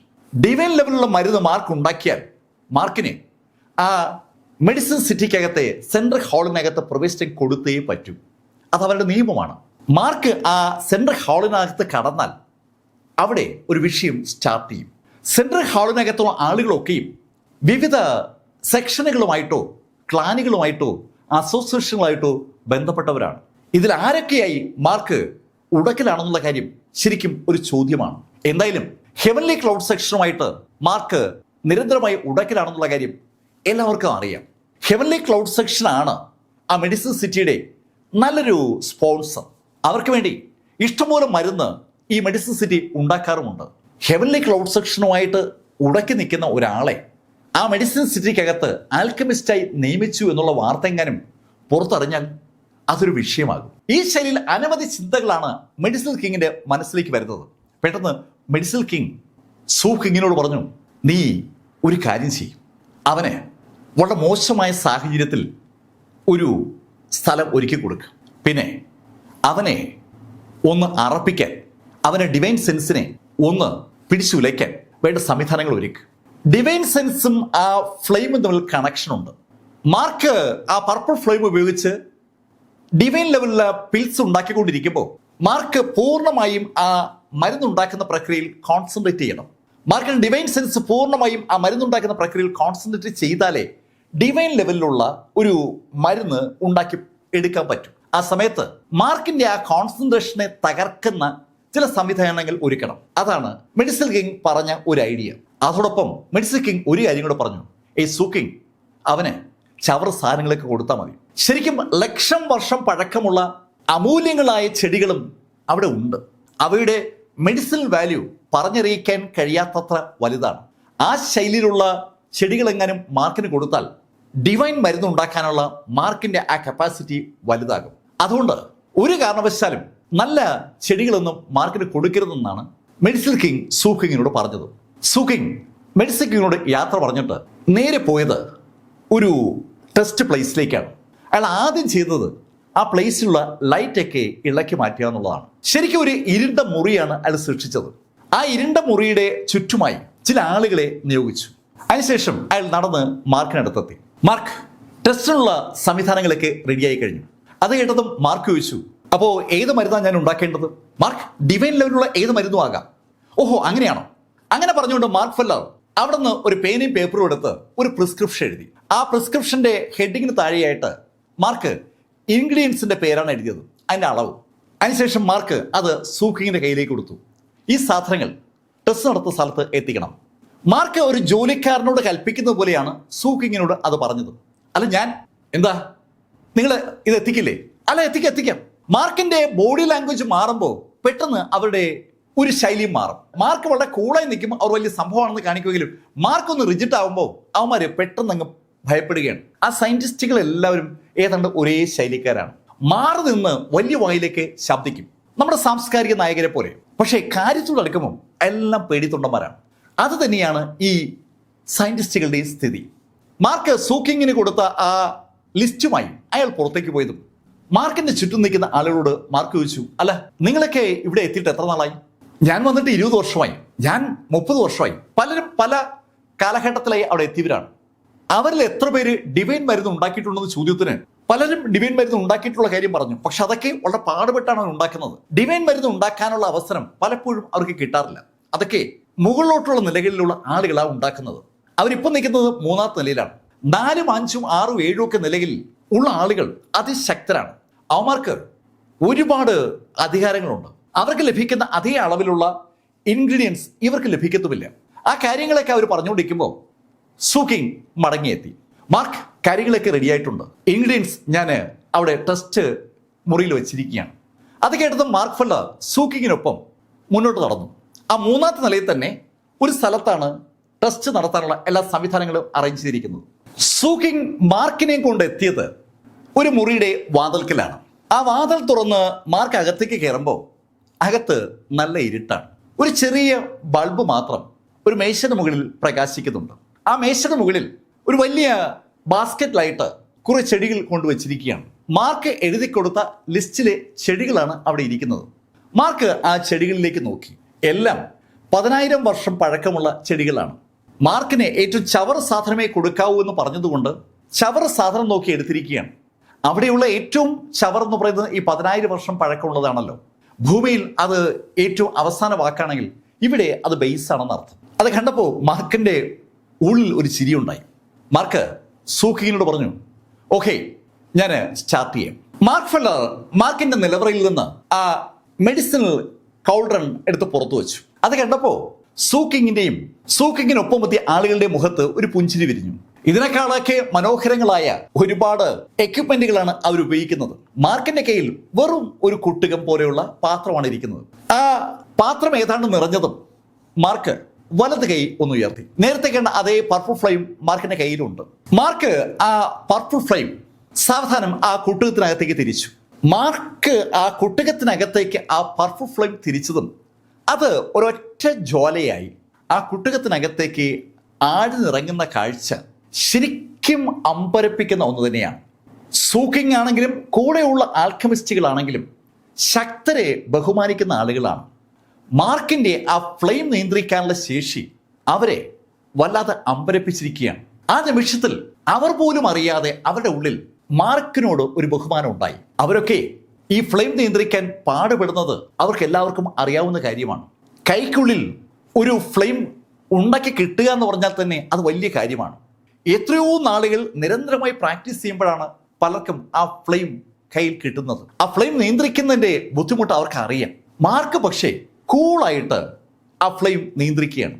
മാർക്കിന്റെ കയ്യിൽ ആ ഫ്ലെയിം ആ കുട്ടുകത്തിനകത്തേക്ക് വീഴുമ്പോൾ ആ കുട്ടുകത്തിനകത്ത് പതുക്കെ പതുക്കെ മരുന്ന് ഉരുകി തുടങ്ങിയാണ്.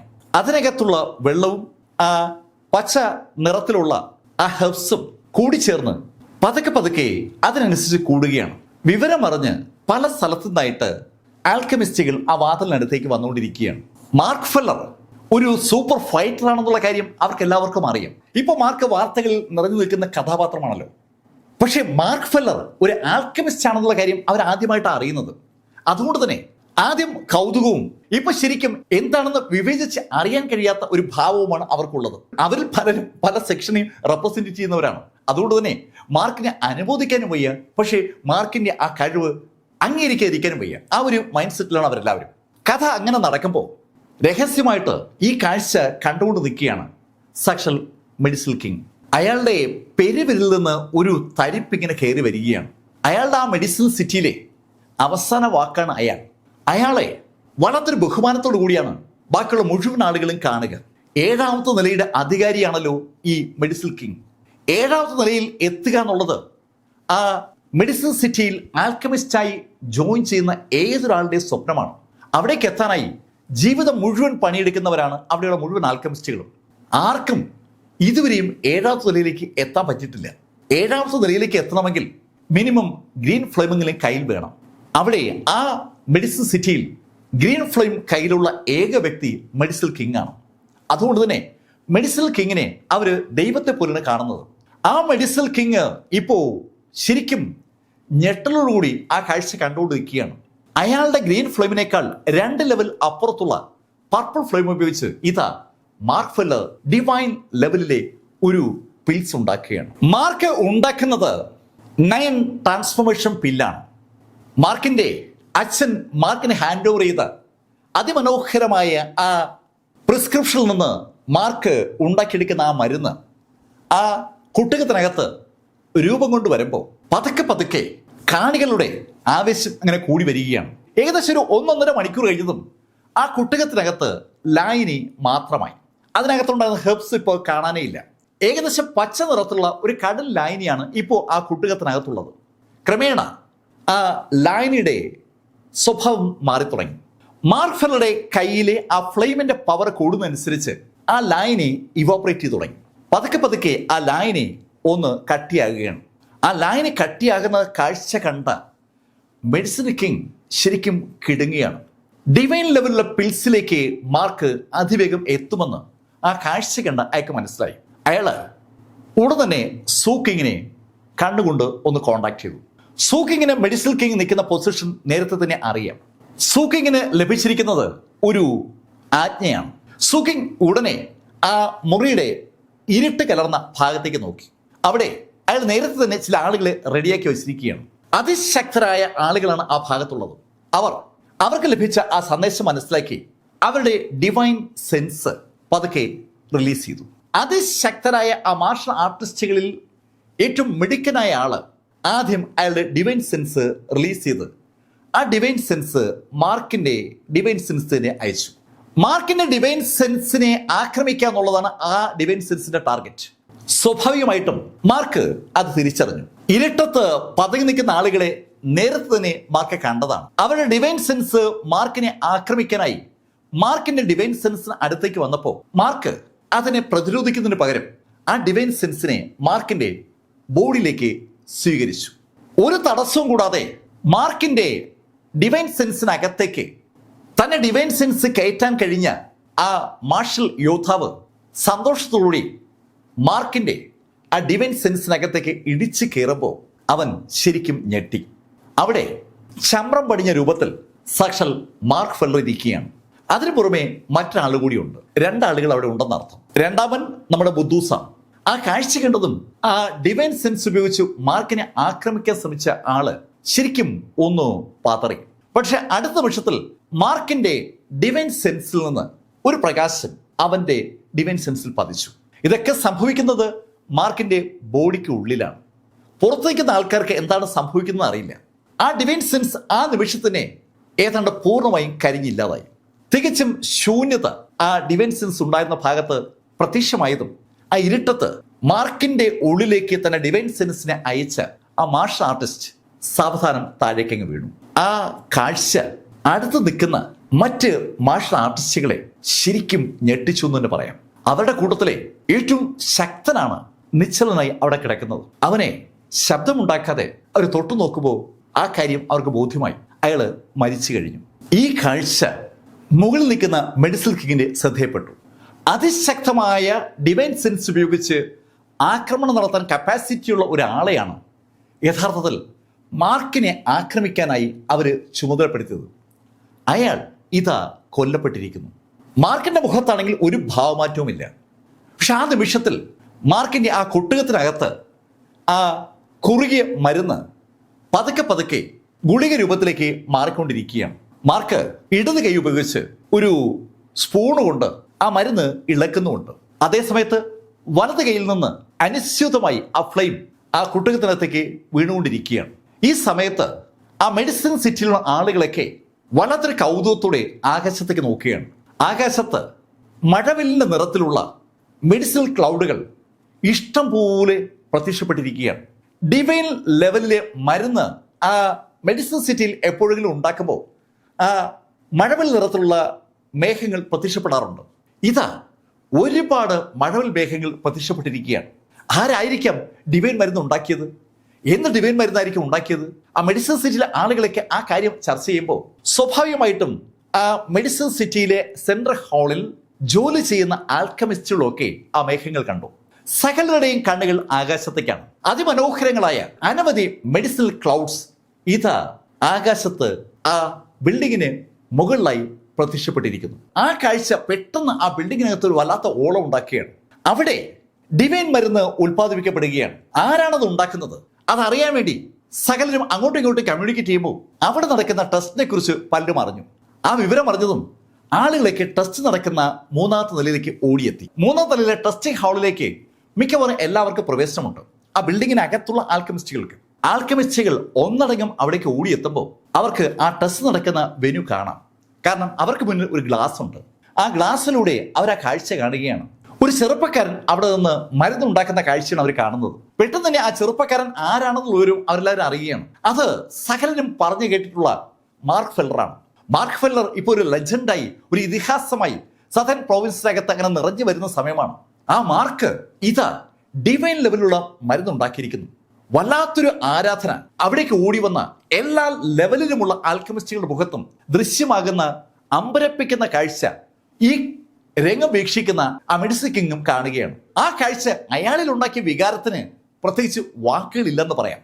അയാള് രാജാതിരാജനെ പോലെ ആ സിറ്റിയുടെ അധിപനായും ആ മെഡിസിനൽ ആക്ടിവിറ്റീസിന്റെ തലവനായി നിൽക്കുകയാണ്. അപ്പോഴാണ് ഇതാ മാർക്ക് ഫെല്ലർ അയാളെക്കാൾ വളരെ വളരെ മുകളിൽ പല കാര്യങ്ങളും ചെയ്യുന്നത്. ആ ചിന്ത അയാളുടെ മനസ്സിലേക്ക് വന്നതും അയാളുടെ കണ്ണുകൾ അറിയാതെ ആകാശത്തിൽ പാറി വീഴുകയാണ്. അടിപൊളി മെഡിസിനൽ മേഘങ്ങളുടെ ഒരു വൻ നിര തന്നെ ആ ബിൽഡിങ്ങിന് മുകളിൽ പ്രത്യക്ഷപ്പെട്ടിരിക്കുകയാണ്. അയാൾ കണ്ടിട്ടോ കേട്ടിട്ടില്ലാത്ത അളവിലുള്ള വലിപ്പമുള്ള മെഡിസിനൽ മേഘങ്ങളാണ് വന്നിരിക്കുന്നത്. അതിന്റെ അർത്ഥം പകൽ പോലെ വ്യക്തമാണ്. മാർക്ക് ഫെല്ലർ ഉണ്ടാക്കിയിരിക്കുന്ന ഗുളിക അതീവ മഹത്തരമാണ്. ഏതാനും മിനിറ്റുകൾ കഴിഞ്ഞതും മാർക്ക് ആ ഗുളികൾ പൂർത്തിയാക്കി. മാർക്ക് ആ ഗുളികൾ ഒന്നൊന്നായി എടുത്ത് ഒരു പ്ലേറ്റിന് മുകളിലേക്ക് വെച്ചു. ശ്വാസം നിലച്ചതുപോലെ നിൽക്കുകയാണ് സാക്ഷാൽ സൂക്കിങ്. അയാള് മാർക്കിനെ ശല്യം ചെയ്യാനായി അനവധി മാർഗങ്ങൾ മെഡിസിൻ കിങ് പറഞ്ഞ അനുസരിച്ച് ചെയ്തിരുന്നു. പക്ഷേ ഇപ്പോ അതെല്ലാം പൊളിഞ്ഞു പാളിസായിരിക്കുകയാണ്. മാർക്ക് ആ ഗുളിക മുന്നിലേക്ക് വെച്ചത് കണ്ടതും സൂക്കിങ് മുട്ടിടിച്ച് താഴേക്ക് വീണു. ശരിക്കും അയാൾ മാർക്കിനുള്ളിൽ കീഴടങ്ങി എന്ന് പറയാം. തന്റെ മുന്നിൽ മുട്ടിടിച്ച് വീണ സൂക്കിങ്ങിനെ കണ്ട മാർക്ക് പോലും അമ്പരന്ന് പോയി. മാർക്ക് പെട്ടെന്ന് അയാൾ പിടിച്ചെടിപ്പിച്ചു. ഏയ് എന്താ മിസ്റ്റർ സൂക്കിങ്, എന്താ എന്താ? ഏയ് മാർക്ക്, സോറി സോറി സോറി. അയാൾക്ക് കൂടുതലൊന്നും പറയാനില്ല. അയാൾ സോറി സോറി എന്നങ്ങനെ പറഞ്ഞുകൊണ്ടിരിക്കുകയാണ്. മാർക്കിന് കാര്യം മനസ്സിലായി. മാർക്ക് സൂക്കിങ്ങിനോട് പറഞ്ഞു, ഏയ് സാരമില്ല, ഇതൊക്കെ സ്വാഭാവികമായും സംഭവിക്കുന്ന കാര്യമല്ലേ. അതുപോട്ടെ, ഈ മരുന്നുണ്ടാക്കിയാൽ മുകളിലത്തെ നിലകളിലേക്ക് കടക്കാൻ എനിക്ക് അനുവാദം നൽകാം എന്നല്ലേ പറഞ്ഞത്. അപ്പോ ഞാൻ മുകളിലേക്ക് കടക്കട്ടെ? മാർക്ക് എന്ത് ചോദ്യമായി ചോദിക്കുന്നത്? മാർക്ക് ഈസിയായി കടന്നു. എനിക്ക് 7ാമത്തെ നിലയിലാണ് പോകേണ്ടത്, ബാക്കി നിലകളിലൊന്നും തൽക്കാലം എനിക്ക് താല്പര്യമില്ല. അങ്ങനെ മാർക്ക് പറഞ്ഞതും സൂക്കിങ് മാർക്കിനോട് പറഞ്ഞു, അതിനെന്താ 7ാമത്തെ നിലയിലേക്ക് പൊയ്ക്കോളൂ. മാർക്ക് ആ 9 ട്രാൻസ്പോർട്ട് ഷോപ്പിൽ സൂക്കിങ്ങിനെ ഹാൻഡ് ഓവർ ചെയ്തതിന് ശേഷം നേരെ 7ാമത്തെ നിലയിലേക്ക് പോകാനായി ആ മുറിയുടെ വാതിൽ തുറന്ന് പുറത്തിറങ്ങി. അവിടെ നിന്ന് നടന്ന് പടിക്കെട്ടിന്റെ ഭാഗത്ത് വന്നിട്ട് പടിക്കെട്ട് വഴിയോ ലിഫ്റ്റ് വഴിയോ മാർക്കിന് മുകളിലേക്ക് കടക്കാം. മാർക്ക് ആ പടിക്കെട്ടിന്റെ ഭാഗത്ത് വരുമ്പോൾ ആ മെഡിസിനൽ സിറ്റിയിലെ ആ സെൻട്രൽ ഹാളിലെ ആൽക്കമിസ്റ്റുകൾ ഏതാണ്ട് എല്ലാം അവിടെ ഹാജരാണ്. സകലരും മാർക്കിനെ വല്ലാത്തൊരു ദൈവിക ഭാവത്തോടാണ് കാണുന്നത്. ദൈവം മുന്നിൽ പ്രത്യക്ഷപ്പെട്ടാൽ എങ്ങനെ നമുക്ക് അനുഭവപ്പെടുവോ അതേ ഫീലാണ് അവർക്കൊക്കെ ഉള്ളത്. അവരെല്ലാവരും കൂടി മാർക്കിനെ വളഞ്ഞു. മാർക്ക്, ശരിക്കും നിങ്ങളുടെ ആ മെഡിസിനൽ എബിലിറ്റി ഞങ്ങളെ വല്ലാതെ അമ്പരപ്പിച്ചിരിക്കുകയാണ്. മാർക്ക്, ദയവായി ഞങ്ങൾക്ക് കൂടി എന്തെങ്കിലും കാര്യങ്ങൾ പറഞ്ഞു തരണം. അത് കേട്ടതും മാർക്ക് ഫെല്ലർ അവരോട് പറഞ്ഞു, നോക്കട്ടെ, തൽക്കാലം എനിക്ക് ചില ജോലികളുണ്ട്, ഞാൻ അതൊന്ന് പൂർത്തീകരിച്ചിട്ട് വരാം. മാർക്ക് ഫെല്ലർ മുകളിലേക്ക് നടക്കുമ്പോൾ മാർക്കിനൊപ്പം സൂക്കിങ് കൂടി കൂടെ നടന്നു. സൂക്കിങ് മാർക്കിന്റെ ബോഡി ഗാർഡിനെ പോലെ കൂടെ കൂടിയിരിക്കുകയാണ്. സാധാരണതയിൽ സൂക്കിങ്ങിന് ആ 7ാമത്തെ നിലയ്ക്കകത്ത് കയറി പ്രാക്ടീസ് ചെയ്യാനുള്ള അനുവാദമൊന്നും ലഭിക്കത്തില്ല. മെഡിസിൻ കിങ്ങിന്റെ അടുത്ത ആളെന്ന നിലയിൽ 7ാമത്തെ നില വരെ കയറാനുള്ള അനുവാദം സൂക്കിങ്ങിന് ഉണ്ടെന്ന് മാത്രം. അയാൾക്ക് ആൽക്കമിസ്റ്റ് ആക്ടിവിറ്റീസ് അനുവദിച്ചിരിക്കുന്നത് 3ാമത്തെ നില വരെയാണ്. 1ലെയും 2ലെയും 3ലെയും ലാബിൽ അയാൾക്ക് പ്രവേശനമുണ്ട്. മുകളിലത്തെ ലാബുകളിൽ പ്രവേശനമില്ല. പക്ഷെ മുകളിലത്തെ നിലയിലൊക്കെ പോവാം. അത് ആൽക്കമിസ്റ്റ് കിങ്ങുമായിട്ടുള്ള ബന്ധം കൊണ്ടാണ്. സൂക്കിങ് ഇപ്പോ മാർക്കിന്റെ കൂടെ നടക്കുമ്പോൾ തല ഉയർത്തിപ്പിടിച്ച നടക്കുന്നത്. ആ കാഴ്ച കണ്ടാൽ നമുക്ക് തോന്നുക അയാളാണ് വിജയിച്ചതെന്ന്. എന്തായാലും മാർക്കിനൊപ്പം നടന്ന അയാൾ ആ 7ാമത്തെ നിലയുടെ വാതിൽക്കലെത്തിയതും മാർക്കിനോട് പറഞ്ഞു, മാർക്ക്, ഞാൻ അകത്തേക്കില്ല, എനിക്ക് ഇതുവരെ മാത്രമേ പ്രവേശനമുള്ളൂ.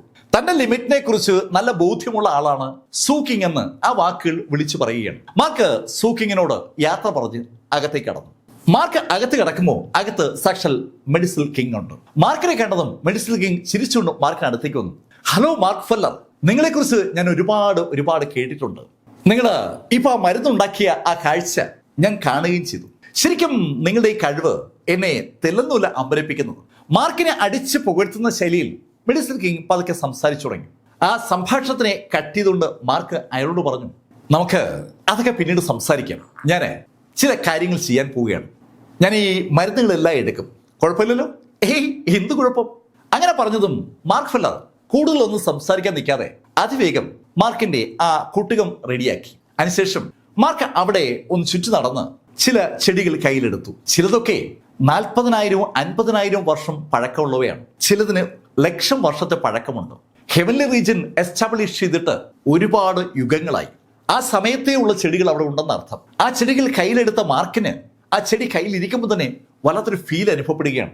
ശരിക്കും ആ ചെടി നമ്മുടെ അടുത്തേക്ക് വരുമ്പോൾ തന്നെ നമ്മൾക്കുള്ള അസുഖങ്ങൾ പമ്പ കിടക്കും എന്നാണ് സത്യം. അത്രയേറെ മെഡിസിനൽ വാല്യൂ ഉണ്ട് ആ ചെടികൾക്ക്. മാർക്ക് ആ ചെടികളിൽ നോക്കിയിട്ട് മെഡിസിൻ കിങ്ങിനോട് പറഞ്ഞു, നിങ്ങൾ യഥാർത്ഥത്തിൽ തികച്ചും ഒരു വേസ്റ്റാണ്. മാർക്ക്, എന്താ അങ്ങനെ പറഞ്ഞേ? നോക്ക്, നിങ്ങൾ ശരിക്കും ഇവിടെയുള്ള റിസോഴ്സസുകൾ മിസ്യൂസ് ചെയ്യുകയാണ്. ഞാൻ വളരെ വിദൂരതയിലുള്ള ഒരു സ്ഥലത്തു നിന്നാണ് ഇവിടേക്ക് വന്നത്. അവിടെ ഈ പറയുന്ന അളവിലോ ക്വാളിറ്റിയിലോ റിസോഴ്സസ് ലഭ്യമല്ല. എന്നിട്ട് ഞങ്ങൾ എന്തെല്ലാം മരുന്നുകളാണ് ഉണ്ടാക്കുന്നത്. നിങ്ങൾക്കിവിടെ ഇഷ്ടംപോലെ സാധനങ്ങളുണ്ട്, എന്നിട്ടും നിങ്ങളുടെയൊക്കെ ഈ കഴിവ് വളരുന്നില്ല എന്ന് കേൾക്കുമ്പോൾ അങ്ങനെ ഒരു മറുപടിയെ എനിക്ക് തോന്നുന്നുള്ളൂ. നിങ്ങൾ റിസോഴ്സസ് പാഴാക്കുകയാണ്. ഓക്കെ, എന്തായാലും ഞാൻ എൻ്റെ ആവശ്യത്തിനുള്ള മരുന്നുണ്ടാക്കി തുടങ്ങട്ടെ. അങ്ങനെ പറഞ്ഞിട്ട് മാർക്ക് ഫെല്ലർ ആ മെഡിസിൻ കിങ്ങിനെ പിന്നെ ശ്രദ്ധിക്കാതെ ആ മരുന്നുണ്ടാക്കുന്ന പ്രക്രിയയിലേക്ക് കടന്നു. മാർക്ക് ഉണ്ടാക്കാൻ ശ്രമിക്കുന്നത് നേസന്റ് സോൾ പില്ലാണ്. നേസന്റ് സോൾ പില്ല് ഉണ്ടാക്കാൻ മാർക്കിന് അവിടുത്തെ ഏറ്റവും വില കുറഞ്ഞ അല്ലെങ്കിൽ ക്വാളിറ്റി കുറഞ്ഞ ആ ഹെർബ്സ് മതി. പക്ഷെ മാർക്കിന് ഇപ്പം ലഭ്യമായിരിക്കുന്നത് അവിടെയുള്ള ഏറ്റവും വില കൂടിയ ക്വാളിറ്റിയുള്ള ഹെർബ്സ് ആണ്. ഏത് ഹെർബ്സ് എത്ര അളവിൽ വേണമെങ്കിലും മാർക്കിന് ഉപയോഗിക്കാം.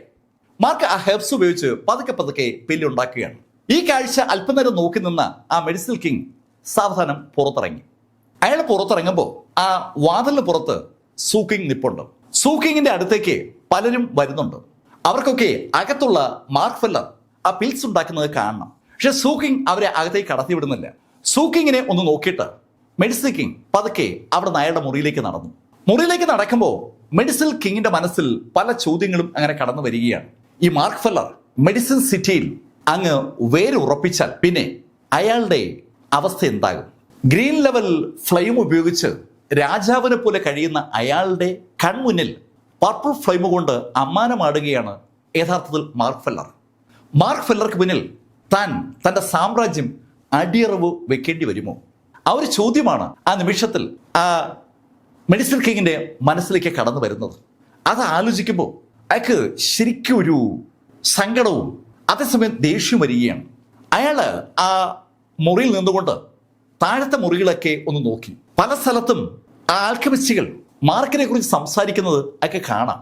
അവർക്കെല്ലാവർക്കും മാർക്കിനോടുള്ള സ്നേഹവും ബഹുമാനവും ഒരുപാട് കൂടിയിരിക്കുകയാണ്. ആ ശാസ്ത്രജ്ഞന്മാർക്ക് ഉള്ളിൻ്റെ ഉള്ളിൽ കഴിവുള്ളവരോട് വല്ലാത്തൊരു ബഹുമാനമുണ്ട്. അതവരുടെ ആ ബോഡി ലാംഗ്വേജിൽ വിസിബിളാണ്.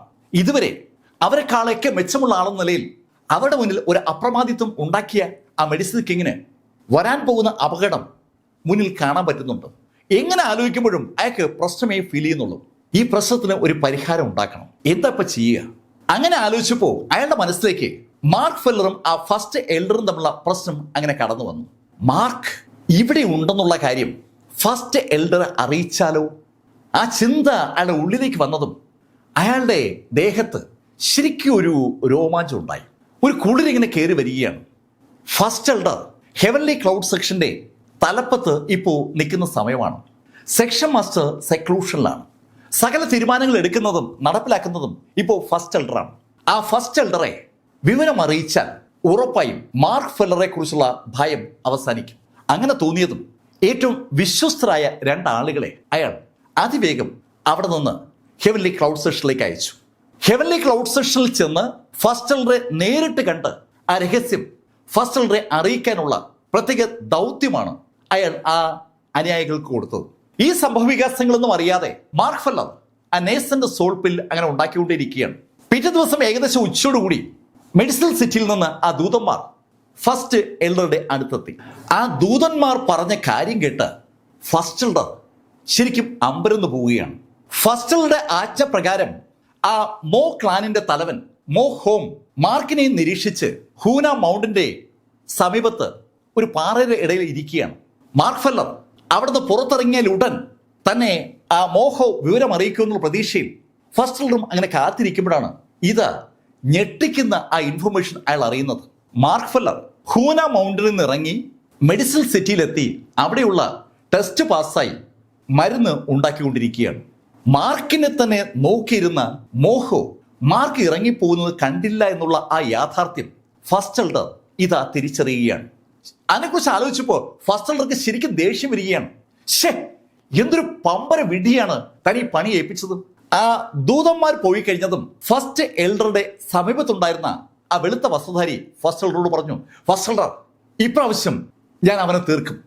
അങ്ങനെ ആ വെളുത്ത വസ്ത്രധാരി പറഞ്ഞതും ഫസ്റ്റ് എൽഡർ 18 ഗോർലകളെ അല്ലെങ്കിൽ 18 ഗോഡുകളെ അവിടെ വരാൻ ഉത്തരവിട്ടു. ആ 18 ഗോഡുകളെയും ഫസ്റ്റ് എൽഡർ വിളിക്കുന്ന കണ്ടതും ആ വെളുത്ത വസ്ത്രധാരി ഫസ്റ്റ് എൽഡറോട് പറഞ്ഞു, ഫസ്റ്റ് എൽഡർ, അതിൻ്റെ ആവശ്യമില്ല, മാർക്കിനെ എന്റെ കൈകൊണ്ട് തീർക്കാവുന്നതേ ഉള്ളൂ. ഏയ്, നീ ഞാൻ പറയുന്ന പോലെ ചെയ്താൽ മതി. നീയും ഈ 18 ഗോഡുകളും ഒന്നിച്ച് അറ്റാക്ക് ചെയ്യുന്നതാണ് ശരി. ഇപ്രാവശ്യം ഒരു കാരണവശാലും മാർക്ക് രക്ഷപ്പെടരുത്. ഈ സംഭാഷണം നടക്കുമ്പോഴേക്കും ആ 18 ഗോഡുകളും അവിടെ എത്തി. അവര് ആ മുറിയിലേക്ക് കടന്നു വരുന്നത് സ്വാഭാവികമായും ഡെപ്യൂട്ടി സെക്ഷൻ മാസ്റ്റർ കണ്ടു. ഡെപ്യൂട്ടി സെക്ഷൻ മാസ്റ്ററും ഓടി അവിടെ എത്തി. ഏയ് ഫസ്റ്റ് എൽഡർ, എന്താ ഇത്? എന്തിനാ 80 ഗോഡ്സിനെ വിളിക്കുന്നത്? ഏയ് ഡെപ്യൂട്ടി, ഇവിടെ തീരുമാനമെടുക്കുന്നത് ഞാനാണോ നീയാണോ? അല്ല, അങ്ങനെ തീരുമാനം എടുക്കുന്നത്. എന്നാൽ നിശബ്ദനായി ഞാൻ ചെയ്യുന്നത് കണ്ടു നിൽക്കുക. അങ്ങനെ പറഞ്ഞിട്ട് അയാൾ 18 ഗോഡ്സിനോട് പറഞ്ഞു, മാർക്ക് ഫെല്ലറെ കൊല്ലണം. നിങ്ങൾ ഈ വൈറ്റ് റോബിനൊപ്പം മെഡിസിനൽ സിറ്റിയിലേക്ക് ചെല്ലണം. മെഡിസിനൽ സിറ്റിയിലാണ് മാർക്ക് ഫെല്ലർ ഉള്ളതെന്ന് അവരോട് പറഞ്ഞ ഫസ്റ്റ് എൽഡർ ആ 18 പേരെയും ആ വൈറ്റ് റോബുകാരനെയും മെഡിസിനൽ സിറ്റിയിലേക്ക് അയച്ചു. അവർ പോയി കഴിഞ്ഞതും ഡെപ്യൂട്ടി സെക്ഷൻ മാസ്റ്റർ ഫസ്റ്റ് എൽഡറോട് ചോദിച്ചു, അല്ല ഫസ്റ്റ് എൽഡർ, ഇത് സെക്ഷൻ മാസ്റ്റർ അംഗീകരിക്കൂ? നമ്മുടെ ദൗത്യം ആ നോർത്ത് ഇന്ത്യൻ പ്രൊവിൻസിൽ നിന്ന് വരുന്ന ആളുകളെ തടുക്കുക എന്നുള്ളതല്ലേ? അതിനു പകരം നമ്മൾ മാർക്ക് ഫെല്ലറെ വേട്ടയാടാൻ പോയാൽ സെക്ഷൻ മാസ്റ്റർ ഇതിനോട് എങ്ങനെ പ്രതികരിക്കുമെന്ന് അറിയാവൂ? ഏയ് ഡെപ്യൂട്ടി, ഞാൻ നിന്നോട് നേരത്തെ പറഞ്ഞു, ഈ ഹെവൻലി ക്ലൗഡ് സെക്ഷനിൽ എന്ത് നടക്കണം നടക്കണ്ട എന്ന് തീരുമാനിക്കുന്നത് സെക്ഷൻ മാസ്റ്ററാണ്. സെക്ഷൻ മാസ്റ്റർ ഇല്ലാത്ത സമയത്ത് ആ ചുമതല നിർവഹിക്കാനുള്ള അധികാരം എനിക്കാണ്. ഇവിടെ എന്ത് നടക്കണം വേണ്ട എന്ന് തീരുമാനിക്കുന്നത് ഇപ്പൊ ഞാനാണ്. നിനക്ക് അതിനകത്ത് ഒബ്ജക്ഷൻ ഒന്നുമില്ലല്ലോ? ഫസ്റ്റ് എൽഡർ വളരെ വ്യക്തമായിട്ട് ആ കാര്യം പറഞ്ഞതും പിന്നെ തർക്കിച്ചുകൊണ്ട് കാര്യമില്ല എന്ന് ഡെപ്യൂട്ടി സെക്ഷൻ മാസ്റ്റർക്ക് മനസ്സിലായി. ഈ സംഭവവികാസങ്ങളൊന്നും അറിയാതെ മാർക്ക് ഫെല്ലർ അതിവേഗം ഗുളികകൾ ഉണ്ടാക്കിക്കൊണ്ടിരിക്കുകയാണ്. മാർക്ക് ഒരൊറ്റ ദിവസം കൊണ്ട് തന്നെ ഏകദേശം 100 നേസന്റ് സോൾ പില്ലുകളാണ് ഉണ്ടാക്കിയത്. ശരിക്കും മാർക്ക് ലക്ഷ്യമിട്ടത് 60 പില്ല് ഉണ്ടാക്കാനാണ്. പക്ഷേ അവിടെയുള്ള മരുന്നുകളുടെ ക്വാളിറ്റി മാർക്കിന് കൂടുതൽ മരുന്ന് നൽകി എന്നുള്ളതാണ് സത്യം. 100 പില്ലുകൾ ഉണ്ടാക്കി കഴിഞ്ഞതും മാർക്ക് ഫെല്ലർ മുറിയിൽ നിന്ന് പുറത്തേക്ക് ഇറങ്ങി. ആ സമയത്താണ് മാർക്കിന്റെ അടുത്തേക്ക് മെഡിസിനൽ കിങ് ഓടി വരുന്നത്. ഹേയ് മാർക്ക്, എല്ലാം ഉണ്ടാക്കി കഴിഞ്ഞു? കഴിഞ്ഞു, ഞാൻ ഇറങ്ങാൻ പോവുകയാണ്. മാർക്ക് പ്ലീസ്, അങ്ങനെ പോവാതെ. മാർക്കിനെ പോലെ ഒരു പ്രതിഭാശാലി വല്ലപ്പോഴുമല്ലേ ഇവിടെ വരത്തുള്ളൂ. ഇവിടെയുള്ള ആൽക്കമിസ്റ്റുകൾക്ക് ശരിക്കും നിങ്ങളോട് സംസാരിക്കാനും നിങ്ങളിൽ നിന്ന് പല കാര്യങ്ങൾ അറിയാനും ഒരുപാട് ഇഷ്ടമാണ്. അവര് നിങ്ങൾക്ക് വേണ്ടി കാത്തിരിക്കുകയായിരുന്നു. യഥാർത്ഥത്തിൽ മാർക്ക് ഫെല്ലർ ആ മരുന്ന് ഉണ്ടാക്കിക്കൊണ്ടിരിക്കുന്ന സമയത്തൊക്കെ ആൽക്കമിസ്റ്റുകൾ ആ 7ാം തലയുടെ വാതിൽക്കൽ വരെ എത്തുന്ന പലരും വാതിൽക്കൽ നിൽക്കുന്ന സൂക്കിങ്ങിനെ കാണുമ്പോൾ സൂക്കിങ്ങിനോട് സംസാരിച്ചിട്ട് മടങ്ങും. മെഡിസിൽ കിങ് പറയുന്ന വാക്കുകൾ കേട്ടപ്പോൾ സൂക്കിങ്ങും മാർക്കിനോട് പറഞ്ഞു, അതെ മാർക്ക്, ഇവിടെയുള്ള ആളുകൾക്കൊക്കെയും മാർക്കുമായി സംസാരിക്കാൻ ഒരുപാട് ആഗ്രഹമുണ്ട്. അവരെല്ലാവരും കൂടി നിർബന്ധിച്ചപ്പോൾ അവസാനം മാർക്ക് സമ്മതിച്ചു. അപ്പോൾ ഏതാണ്ട് സമയം ഉച്ചയായിട്ടുണ്ട്. സെമിനാർ ഹാളിലേക്ക് മാർക്കിനെ ആനയിച്ചു. മാർക്ക് സെമിനാർ ഹാളിൽ എത്തുമ്പോൾ ആ 7 നിലകളിലുമുള്ള സകല ആൽക്കമിസ്റ്റുകളും ആ ഹാളിനകത്തുണ്ട്. അവരെല്ലാവരും വല്ലാത്തൊരു ബഹുമാനത്തോടു കൂടിയാണ് മാർക്ക് ഫെല്ലറെ നോക്കുന്നത്. ഈ കാഴ്ച മെഡിസിൽ കിങ്ങിന്റെ ഉള്ളിൽ ഒരുപാട് സൂചികൾ ഒന്നിച്ച് കുത്തി നിറയ്ക്കുമ്പോൾ ഒരു അനുഭവമാണ് ഉണ്ടാക്കുന്നത്. ഇതുവരെ അയാളെ വലിയ ദൈവമായി കണ്ടിരുന്ന ആളുകളൊക്കെ ഇതാ ആരാധനയോടെ മാർക്ക് ഫെല്ലറെ തന്നെ അങ്ങനെ നോക്കി നിൽക്കുകയാണ്. മാർക്ക് അവരോട് സംസാരിച്ചു തുടങ്ങി.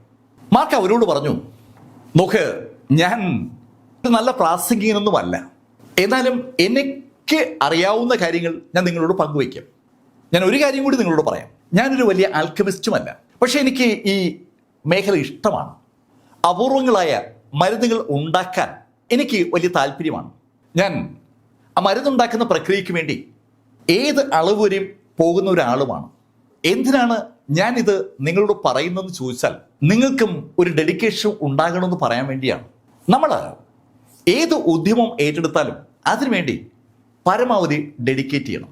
ഒരു മരുന്ന് ഇന്ന അളവിൽ ഉണ്ടാക്കണമെന്ന് നമ്മൾ ആഗ്രഹിച്ചാൽ ആ അളവിൽ, ആ ക്വാളിറ്റിയിൽ ആ മരുന്ന് കിട്ടുന്നതുവരെ നമ്മൾ പരിശ്രമിച്ചുകൊണ്ടേയിരിക്കണം. അതിന് ഏതെങ്കിലും ഇൻഗ്രീഡിയൻറ്റ് ഇല്ലെങ്കിൽ അത് കിട്ടാൻ വേണ്ടി നമ്മൾ ശ്രമിക്കുകയും വേണം. ഇവിടെ ഈ ഹെവൻലി റീജിയനിൽ ഇഷ്ടംപോലെ ഇൻഗ്രീഡിയൻസ് ഉണ്ട്. അതുകൊണ്ട് തന്നെ നിങ്ങൾക്ക് ഇഷ്ടമുള്ള മരുന്നുണ്ടാക്കാൻ ഒരു ബുദ്ധിമുട്ടുമില്ല. പക്ഷെ ഞാൻ വരുന്ന സ്ഥലത്ത് യഥാർത്ഥത്തിൽ ഇൻഗ്രീഡിയൻസ് വളരെ കുറവേ ഉള്ളൂ. അതുകൊണ്ട് തന്നെ മരുന്ന് ഉണ്ടാക്കുക എന്ന് പറഞ്ഞാൽ അവിടെ വലിയൊരു ചലഞ്ചാണ്. എന്നിട്ടും നിങ്ങൾ ഉണ്ടാക്കുന്നതിനേക്കാൾ വിലയേറിയ മൂല്യമുള്ള അനവധി മരുന്നുകൾ ഞങ്ങൾ ഉണ്ടാക്കിയിട്ടുണ്ട്. മാർക്ക് ഫെല്ലർ അങ്ങനെ സംസാരിച്ചുകൊണ്ടിരിക്കുമ്പോൾ പല ചോദ്യങ്ങളും മാർക്കിൻ്റെ അടുത്തേക്ക് വന്നു. പുതിയ ചില മരുന്ന് കൂട്ടുകളെ കുറിച്ച്, മരുന്നുണ്ടാക്കുമ്പോൾ ആ ഇൻഗ്രീഡിയൻസ് എങ്ങനെ പ്രിപ്പയർ ചെയ്യണം, ഫ്ലെയിം കറക്റ്റ് ചെയ്യുന്ന രീതി, ഫ്ലെയിമിന്റെ അളവ് വർദ്ധിപ്പിക്കുന്ന രീതി, എങ്ങനെയാണ് ഒരാളുടെ ലക്ഷണങ്ങൾ കാണുമ്പോൾ അയാൾക്ക് ഇന്ന അസുഖമാണ് യഥാർത്ഥത്തിൽ ഉള്ളതെന്ന് തിരിച്ചറിയുന്ന ആ ശൈലിയിലുള്ള ചോദ്യങ്ങൾ വരെ ഉണ്ടായി. മാർക്ക് ഫെല്ലർ ഒരു അടിപൊളി ഡോക്ടറൊന്നും അല്ലെങ്കിലും ലക്ഷണം കണ്ടാൽ ആ ആളിന്റെ അസുഖം പ്രെഡിക്റ്റ് ചെയ്യാൻ മാർക്കിന് ഈസിയായി പറ്റും. അതെങ്ങനെയെന്നുള്ള ചോദ്യത്തിന് മാർക്ക് നൽകുന്ന ഉത്തരങ്ങൾ അവിടെയുള്ള ആ സീനിയർ ആൽക്കമിസ്റ്റുകളെ പോലും ശരിക്കും അത്ഭുതപ്പെടുത്തിയെന്ന് പറയാം. മാർക്ക് ആ കാര്യങ്ങളൊക്കെ പറഞ്ഞത് മാർക്കിന്റെ അച്ഛൻ്റെ ലൈബ്രറിയിലുള്ള അറിവ് കൂടി ഉപയോഗിച്ചാണ്. എന്തായാലും ആ സെമിനാർ വളരെ സജീവമായിട്ട് അങ്ങനെ മുന്നോട്ട് പോവുകയാണ്. ശരിക്കും സമയം അതിവേഗം കടന്നു പോവുകയാണ്. സമയം കടന്നു പോകുന്നത് സംസാരിക്കുന്ന മാർക്കോ പങ്കെടുക്കുന്ന ആൽക്കമിസ്റ്റുകളോ അറിയുന്നില്ല എന്നതാണ് സത്യം. അത്രയേറെ ആവേശത്തിലുള്ള ക്ലാസ് നടക്കുന്നത്. എന്ത് ചോദ്യത്തിനും മാർക്ക് ഉത്തരം പറയും. അത് സ്വാഭാവികമായിട്ടും ആ ആൽക്കമിസ്റ്റുകളെ വല്ലാതെ സന്തോഷിപ്പിക്കുകയാണ്. എല്ലാ ചോദ്യങ്ങൾക്കും ഉത്തരം പറയുന്ന ഒരു അധ്യാപകൻ എല്ലാ കുട്ടികളുടെയും ഒരു സ്വപ്നമാണ്. ഏത് ചോദ്യം ചോദിച്ചാലും മാർക്ക് അറിയാവുന്ന രീതിയിൽ പറയും. മാർക്കിനെ വിഷമിപ്പിക്കുന്ന, ബുദ്ധിമുട്ടിക്കുന്ന ഒരു ചോദ്യവും അവിടെ വന്നില്ല എന്നാണ് സത്യം. അങ്ങനെ ഇരിക്കുമ്പോഴാണ് ഒരാൾ മാർക്കിനോട് ഒരു ചോദ്യം ചോദിച്ചത്. ആ ചോദ്യത്തിന് മാർക്ക് ഉത്തരം പറയാൻ പോയതും മാർക്ക് ഒരു പ്രസൻസ് തിരിച്ചറിഞ്ഞു. അതിശക്തമായ ഒരു ഇന്റേണൽ എനർജിയുടെ സാന്നിധ്യമാണ് മാർക്ക് ഫെല്ലർ തിരിച്ചറിയുന്നത്. മാർക്ക് ആ ഇന്റേണൽ എനർജി വരുന്ന ദിശയിലേക്ക് മാർക്കിന്റെ തല തിരിക്കുമ്പോൾ മാർക്കിനോട് ആ ചോദ്യം ചോദിച്ച വ്യക്തി വീണ്ടും മാർക്കിനോട് ചോദിച്ചു, മാർക്ക്, ഞാൻ ചോദിച്ച ചോദ്യത്തിന് ഉത്തരം നൽകിയില്ല. മാർക്ക് ആ ചോദ്യത്തിന് മറുപടി പറയാതെ ആ വാതിൽക്കിലേക്ക് നോക്കിയതും വാതിൽ വഴി ആ വെളുത്ത വസ്ത്രധാരി അകത്തേക്ക് കടന്നു. ആ വെളുത്ത വസ്ത്രധാരി അകത്തേക്ക് കടന്നതും മാർക്കിന്റെ കണ്ണുകൾ ഓട്ടോമാറ്റിക്കായിട്ട് മെഡിസിൽ കിങ്ങിന്റെ കണ്ണുകളുമായി ഒന്ന് ഇടഞ്ഞു. മാർക്ക് തന്നെ നോക്കുന്ന കണ്ടതും മെഡിസിൽ കിങ് പെട്ടെന്ന് കണ്ണ് പിൻവലിച്ചു. അയാള് അറിയാത്തതുപോലെ പുറകോട്ട് മാറി. ആ വെളുത്ത വസ്ത്രധാരി ഹാളിനകത്തേക്ക് കടന്നപ്പോൾ അകത്ത് ചോദ്യങ്ങൾ ചോദിച്ചുകൊണ്ടിരിക്കുന്ന ആ ആൽക്കമിസ്റ്റുകൾ ആ വെളുത്ത വസ്ത്രധാരിയോട് ചോദിച്ചു, ഏയ് ആരാ നീ? ആ ചോദ്യത്തിന് ഉത്തരം പറയാതെ ആ വെളുത്ത ഗൗൺ ധരിച്ച വ്യക്തി മാർക്കിനോട് പറഞ്ഞു, ഏയ് മാർക്ക് ഫെല്ലർ, വീണ്ടും നമ്മൾ തമ്മിൽ കണ്ടു. മാർക്ക്, ഇന്ന് നിന്റെ അവസാനമാണ്. അത് കേട്ടതും ആൽക്കമിസ്റ്റുകളിൽ ഒരു ചെറുപ്പക്കാരൻ ചാടി എണീറ്റ് ആ വെളുത്ത വസ്ത്രധാരിയോട് പറഞ്ഞു, ഏയ് ഇവിടെ വന്ന് ശല്യം ചെയ്യുന്നോ? ഇത് ഏതാ സ്ഥലം എന്നൊക്കെ അറിയാവോ? ആ ചോദ്യം അയാൾ ചോദിച്ചതും ആ വെളുത്ത വസ്ത്രധാരി അയാളുടെ ഇടത് കൈ ആ ചെറുപ്പക്കാരന് നേരെ ഒന്ന് ചൂണ്ടിയതും ആ ഇടത് കൈയിൽ നിന്ന് ബുള്ളറ്റ് പായും പോലെ ഒരു പ്രകാശം ആ ചെറുപ്പക്കാരന് നെറ്റിൽ വന്നിടിച്ചു.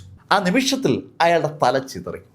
അയാളുടെ ചുറ്റും നിൽക്കുന്ന ആളുകളുടെ പുറത്തേക്ക് രക്തവും മാംസവും തെറിച്ചതും ശരിക്കും ഒരു ഭയാനകമായ അന്തരീക്ഷം ആ ഹാളിനകത്ത് പ്രത്യക്ഷപ്പെട്ടു. അത് കണ്ടതും മാർക്ക് ഫെല്ലർ ആ വെളുത്ത വസ്ത്രധാരിയോട് പറഞ്ഞു, ഏയ്, നിങ്ങൾ എന്തായി കാണിക്കുന്നത്?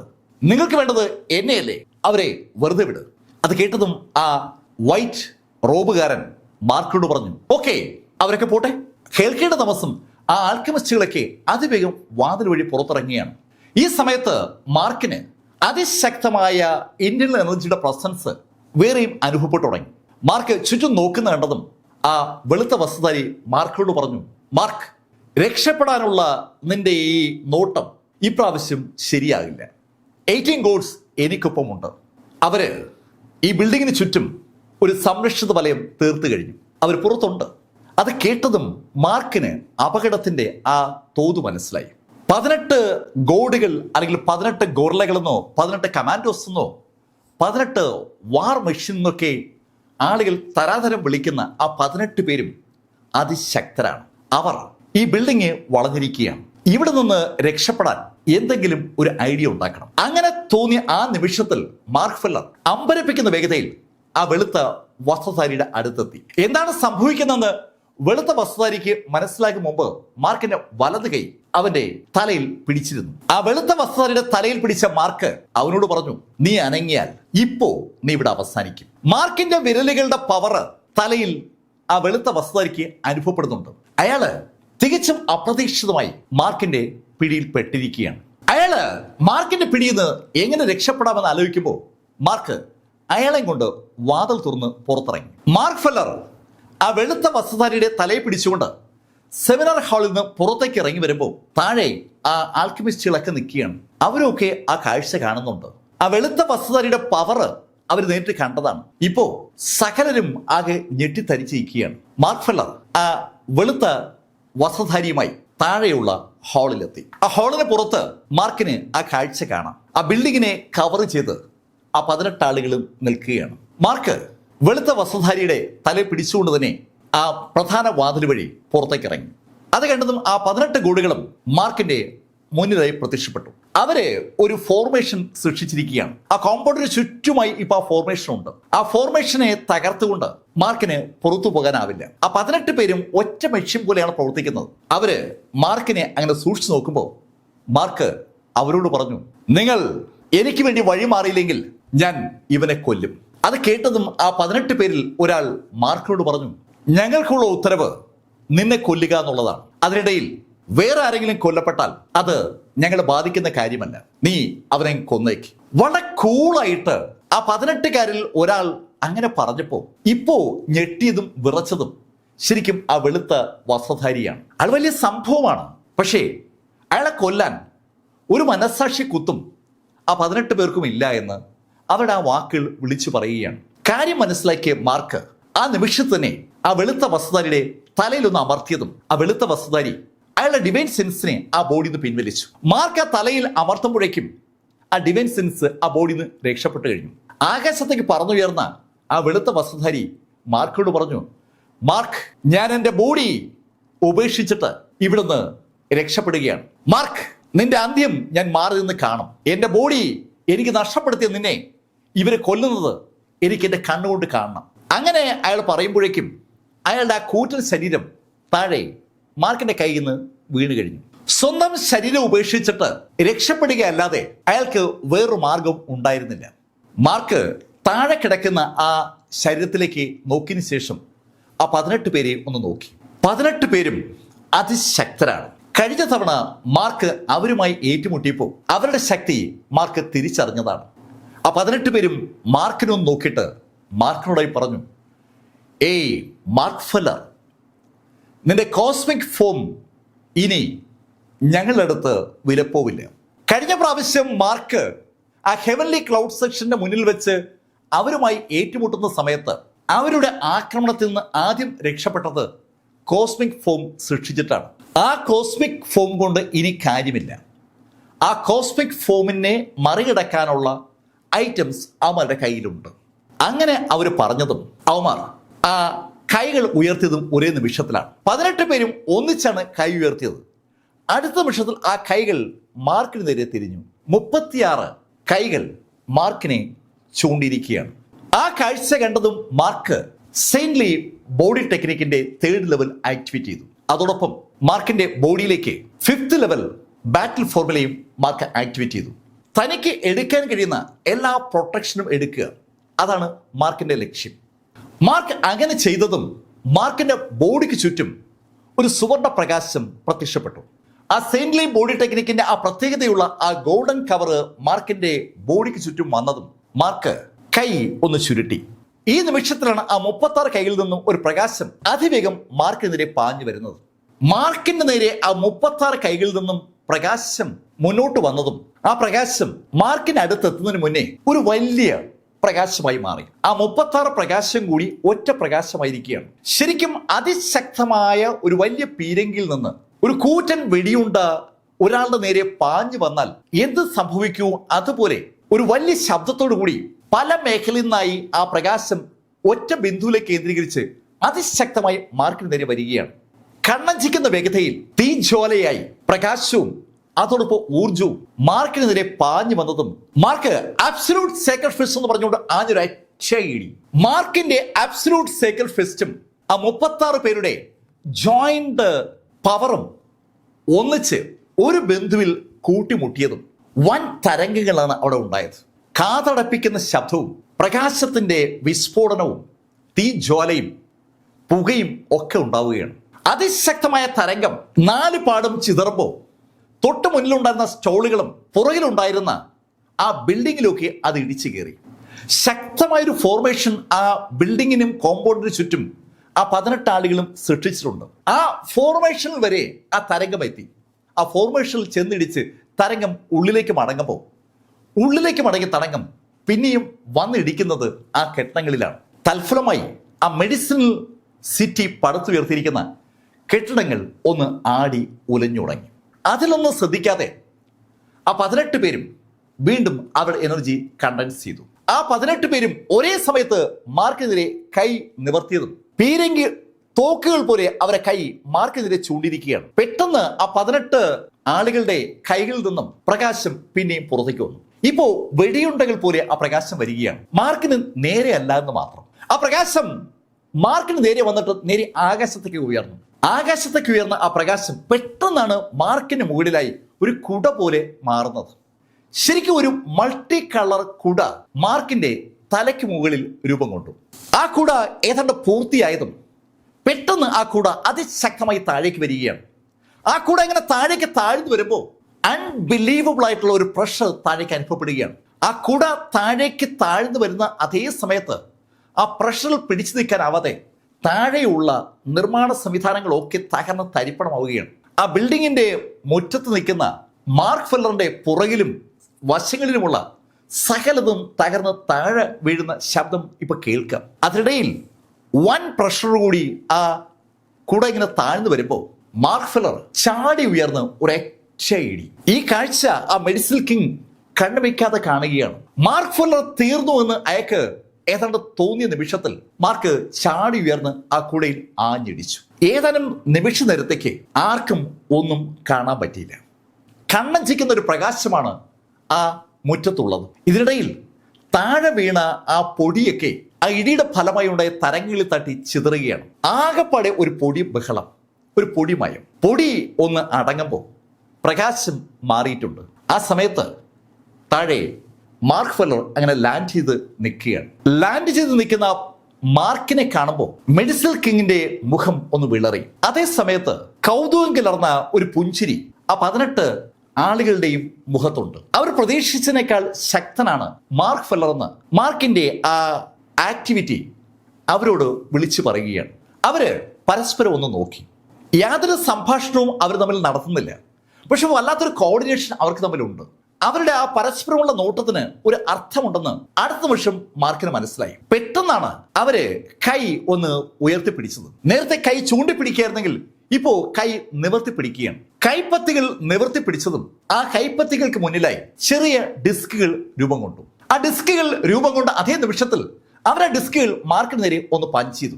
മാർക്കിന് നേരെ പഞ്ച് ചെയ്യപ്പെട്ട ആ ഡിസ്കുകൾ മുന്നോട്ട് മൂവ് ചെയ്യുമ്പോൾ പെട്ടെന്നാണ് ആ എല്ലാ ഡിസ്കുകളും ചേർന്ന് ഒരൊറ്റ ഡിസ്ക് ആയത്. ആ ഡിസ്ക് അതിശക്തമായി മാർക്കിനെതിരെ പാഞ്ഞു വരികയാണ്. ആ ഡിസ്ക് വൻതോതിൽ പ്രകാശം പുറത്തേക്ക് മോഹിപ്പിക്കുന്നുണ്ട്.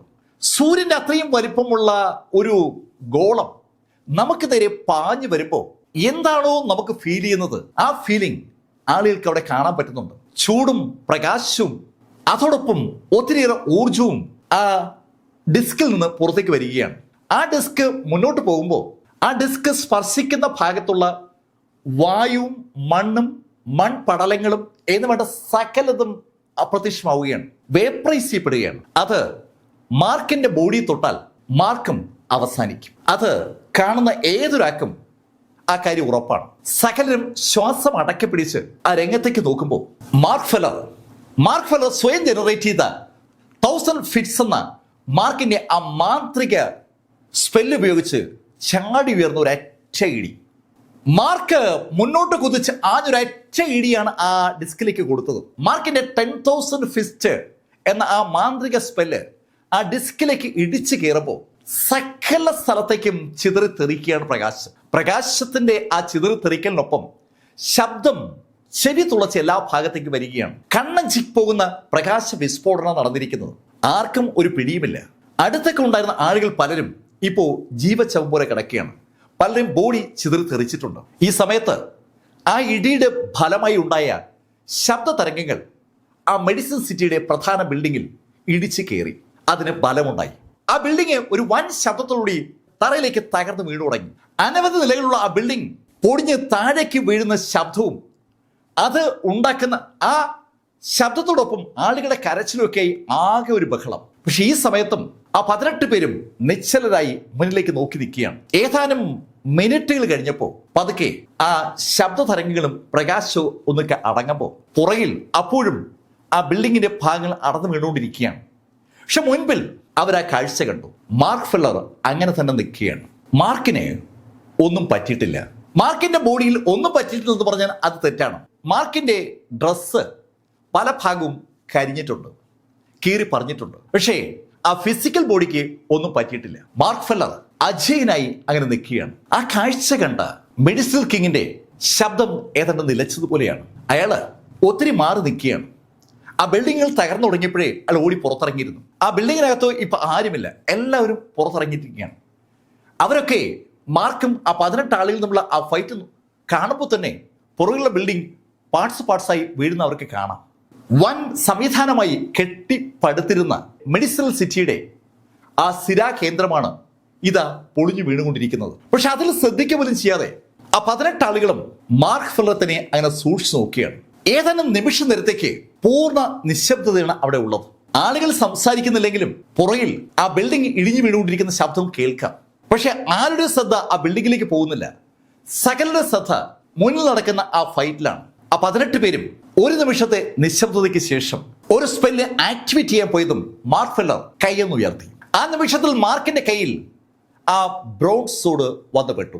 രക്ത നിറത്തിലുള്ള ബ്രോൺസ് കൊണ്ട് നിർമ്മിക്കപ്പെട്ട ആ സോഡ് മാർക്ക് ഭൂമിയിൽ നിന്ന് വരുമ്പോൾ കൂടെ കരുതിയതാണ്. ആ സോഡ് കയ്യിലേക്ക് വന്നതും മാർക്ക് ഫെല്ലർ ആകാശത്തേക്ക് ചാടി ഉയർന്ന് 9 സ്ലാഷേഴ്സ് 4th സ്റ്റേജ് എന്ന് പറഞ്ഞുകൊണ്ട് ആഞ്ഞൊരൊറ്റ വെട്ട്. ശരിക്കും മാർക്ക് ആകാശത്തേക്ക് ചാടി ഉയർന്ന് ആ വാള് കൊണ്ട് ആകാശത്ത് ആഞ്ഞു വെട്ടുമ്പോൾ ഒരു വലിയ സോഡ് ലൈറ്റ് അവിടെ പ്രത്യക്ഷപ്പെട്ടത്. വളരെ നീളത്തിൽ ഒരു പ്രകാശം. ആ പ്രകാശത്തിന് ആയിരക്കണക്കിന് ചാലുകൾ ഉള്ളതുപോലെ തോന്നും. അതിന് ആഫ്റ്റർ ഇമേജുകൾ അങ്ങനെ സൃഷ്ടിക്കപ്പെടുകയാണ്. 4th സ്ലാഷ് എന്ന് പറഞ്ഞ് മാർക്ക് എങ്ങനെ വെട്ടിയതും വൻതോതിൽ പ്രകാശം ആ 18 ആളുകളുടെ നേരെ വന്നു. ആ കാഴ്ച കണ്ടതും ആ 18 ആളുകളും ഒന്നിച്ച് കൈ ഉയർത്തി മുന്നോട്ടൊന്ന് കൈ കൊണ്ടുവന്നതിന് ശേഷം പുറകോട്ട് കൈ വലിച്ചു. അവരങ്ങനെ കൈ വലിച്ചതും മാർക്ക് ഫെല്ലറെ പോലും ഞെട്ടിച്ചുകൊണ്ട് ഒരു സംഭവം ഉണ്ടായി. മാർക്കിന്റെ ആ സോഡിൽ നിന്ന് പുറത്തേക്ക് വന്ന ആ ലൈറ്റിനെ അവർ സൃഷ്ടിച്ച ഒരു ശൂന്യത പൂർണ്ണമായും അങ്ങ് വിഴുങ്ങി. അവരെ കൈയൊന്ന് പിൻവലിച്ചതും അവർക്ക് മുന്നിൽ പെട്ടെന്ന് ഒരു ഇരുട്ട് വന്നായിരുന്നു. ആ ഇരുട്ടിലേക്ക് മാർക്കിന്റെ എൻറ്റയർ സോഡ് പ്രകാശവും വന്ന് വീഴുകയാണ്. ഒരു ചാക്കിനകത്തേക്ക് സാധനങ്ങൾ വലിച്ചിട്ട് ചാക്ക് അടയ്ക്കും പോലെ ആ പ്രകാശം വീണതും ആ കറുത്ത പ്രതലം പെട്ടെന്ന് അടഞ്ഞു. ഒന്നും സംഭവിക്കാത്ത പോലെ ആ 18 പേരും മാർക്കിനെ തന്നെ ഒന്നുടന്ന് നോക്കി. മാർക്ക് തികച്ചും പെട്ടതുപോലെയായി. മാർക്കിന്റെ വലിയൊരു സോഴ്സ് ആയിരുന്നു ആ ആയുധം. അതിന്റെ ആ സോഡ് ലൈറ്റിനെ നിഷ്പ്രയാസമാണ് വലിച്ചെടുത്ത് അവര് അപ്രത്യക്ഷമാക്കിയത്. മാർക്ക് ശരിക്കും നിശബ്ദനായി മുന്നിലേക്ക് നോക്കുകയാണ്. മാർക്കിന് രക്ഷപ്പെടാൻ ഒരു വഴിയുമില്ല. ആ കോമ്പൗണ്ടിന് ചുറ്റുമായി അതിശക്തമായ ഒരു ഫോർമേഷനാണ് ആ 18 പേരും കൂടി സൃഷ്ടിച്ചിരിക്കുന്നത്. മാർക്കിന്റെ കയ്യിലുള്ള ആ സോഡ് ഉപയോഗിച്ച് അതിനെ തകർക്കാൻ പറ്റുമെന്നാണ് മാർക്ക് കരുതിയത്. പക്ഷേ അത് സംഭവിച്ചില്ല. ഇനിയിപ്പോ എന്താ ചെയ്യേണ്ടത്? അങ്ങനെ മാർക്ക് ആലോചിക്കുമ്പോൾ ആ 18 പേര് ഒന്നിച്ചാണ് കൈ മുന്നോട്ട് കൊണ്ടുവന്ന് പുറകോട്ട് വലിച്ചത്. അങ്ങനെ വലിച്ചതും ഒരു സഞ്ചി പോലെ ഒരു സംവിധാനം അവർക്ക് മുന്നിൽ പ്രത്യക്ഷപ്പെട്ടു. ശരിക്കും വലിയ വാവട്ടമുള്ള ഒരു വലിയ ചാക്ക് അവിടെ പ്രത്യക്ഷപ്പെട്ടു. എന്താണ് അവന്മാര് ചെയ്യുന്നതെന്ന് മാർക്കിന് ഒരു പിടിയില്ല. പക്ഷേ ആ ചാക്ക് പെട്ടെന്ന് വലുതായി. ആ ചാക്കിന്റെ വാവട്ടം അങ്ങനെ വലുതായി വരികയാണ്. ആ വാവട്ടം വലുതായതും ആ 18 പേരും ഒന്ന് കൈ പുറകോട്ട് അയച്ചതും ആ ചാക്കിനകത്തേക്ക് ചുറ്റുമുള്ള സകലതും വലിഞ്ഞു കയറുകയാണ്. ആ കാഴ്ച കണ്ടതും 2 കൈകൊണ്ടും ആ വാളിൽ അമർത്തി പിടിച്ച മാർക്ക് ചാടി ഉയർന്ന ഒരൊറ്റ വെട്ട് ആ ചാക്കിനെ വെട്ടിപ്പൊളിക്കുക എന്നുള്ളതാണ് മാർക്കിന്റെ ടാർഗറ്റ്. 9 സ്ലാഷേഴ്സ് 4th സ്റ്റേജ് തന്നെയാണ് മാർക്ക് ഇപ്രാവശ്യം ഉപയോഗിച്ചത്. അനവധി സോഡ് ലൈറ്റുകൾ തൽഫലമായി അവിടെ പ്രത്യക്ഷപ്പെട്ടു. ആ ലൈറ്റുകൾ ഒന്നടങ്കം ആ ചാക്കിനെതിരെ പാഞ്ഞു വന്നതും മാർക്ക് പോലും ഞെട്ടിപ്പോകുന്ന ആ കാഴ്ച മാർക്ക് കണ്ടു. മാർക്കിന്റെ ആ ലൈറ്റിനെ പൂർണ്ണമായി ആ ചാക്കങ്ങ് വിഴുങ്ങി. ലൈറ്റിന് മാത്രമല്ല, മാർക്കിനും ആ ചാക്കിനും ഇടയിലുള്ള സകലതിനെ അതങ്ങ് വിഴുങ്ങിയാണ്. എൻ്റെ വായുവും ആ ചാക്കങ്ങ് വിഴുങ്ങിയാണ്. എൻ്റെ വായുവിന് മാത്രമല്ല, ആക്ച്വലി മാർക്കിനെ അതങ്ങോട്ട് വലിക്കുകയാണ്. മാർക്കിനും ചാക്കിനും ഇടയിലുള്ള സകലതിനെയും അത് വലിച്ചു വിഴുങ്ങുമ്പോൾ ഓട്ടോമാറ്റിക്കായി മാർക്ക് അങ്ങോട്ട് പുള്ളിയപ്പെടുകയാണ്. ആ ചാക്കിനകത്ത് താൻ പെട്ടാൽ താനും അവസാനിക്കും. മാർക്കിന് അത് 100% ഉറപ്പാണ്. ശരിക്കും അമ്പരപ്പിക്കുന്ന ആ രംഗം അവിടെയുള്ള പലരും കാണുന്നുണ്ട്. മെഡിസിൽ കിങ് വല്ലാത്തൊരു സന്തോഷത്തിലാണ്. മാർക്ക് അവസാനിച്ചു, അക്കാര്യത്തിൽ അയാൾക്ക് സംശയമൊന്നുമില്ല. കാരണം മാർക്കിന്റെ ചുറ്റുമുള്ള സകലത്തിനെയും ആ ചാക്ക് വലിച്ചെടുത്തുകൊണ്ടിരിക്കുകയാണ്. അവിടെ പൊളിഞ്ഞു വീണ കെട്ടിടത്തിന്റെ അവശിഷ്ടങ്ങളൊക്കെ കണ്ണഞ്ചിക്കുന്ന വേഗത്തിൽ ആ ചാക്കിനകത്തേക്ക് കയറിപ്പിക്കൊണ്ടിരിക്കുകയാണ്.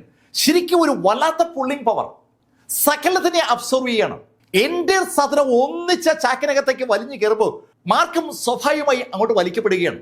മാർക്ക് അങ്ങോട്ട് വലിക്കപ്പെടാതിരിക്കാൻ സർവശക്തിയുമെടുത്ത് ബലം പ്രയോഗിക്കുന്നത് ആളുകൾക്ക് വിസിബിൾ ആണ്.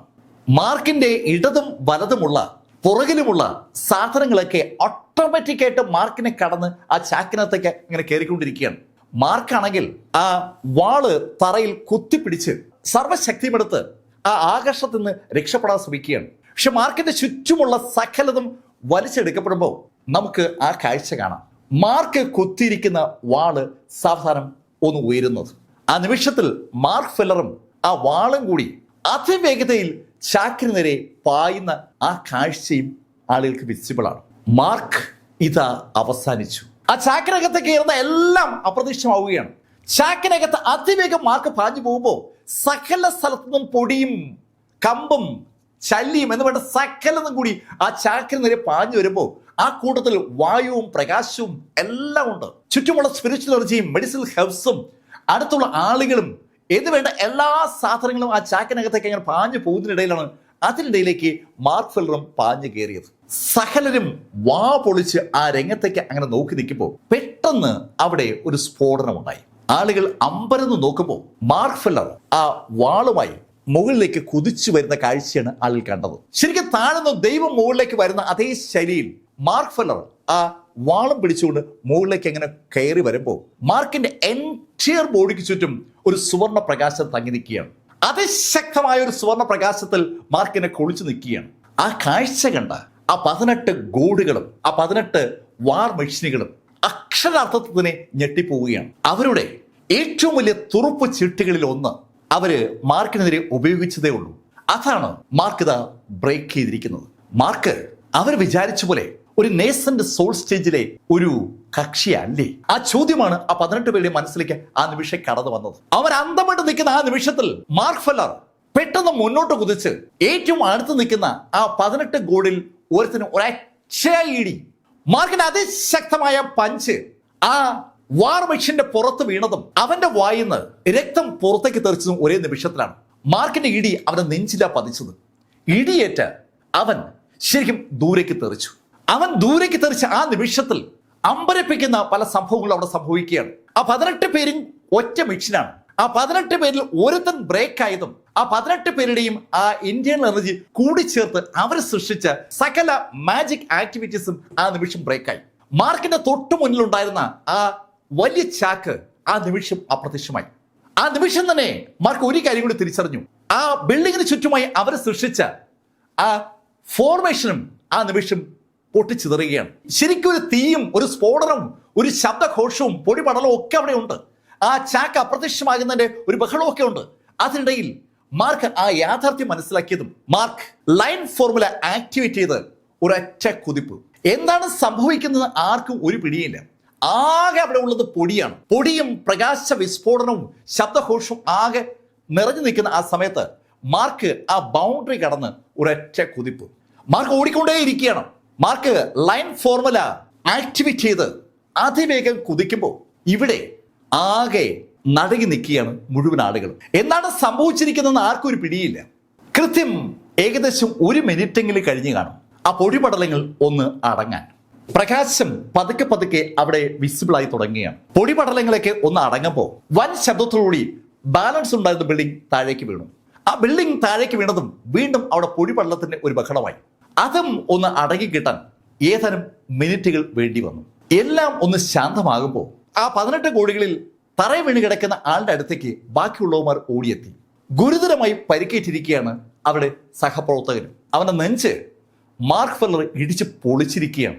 ഇടിയേറ്റ് അവന്റെ നെഞ്ച് ഉള്ളിലോട്ട് വളഞ്ഞിരിക്കുകയാണ്. ഒറ്റ ഇടിക്ക് മാർക്ക് അവന്റെ വാരിയലുകൾ പൊട്ടിച്ചു എന്നുള്ളതാണ് സത്യം.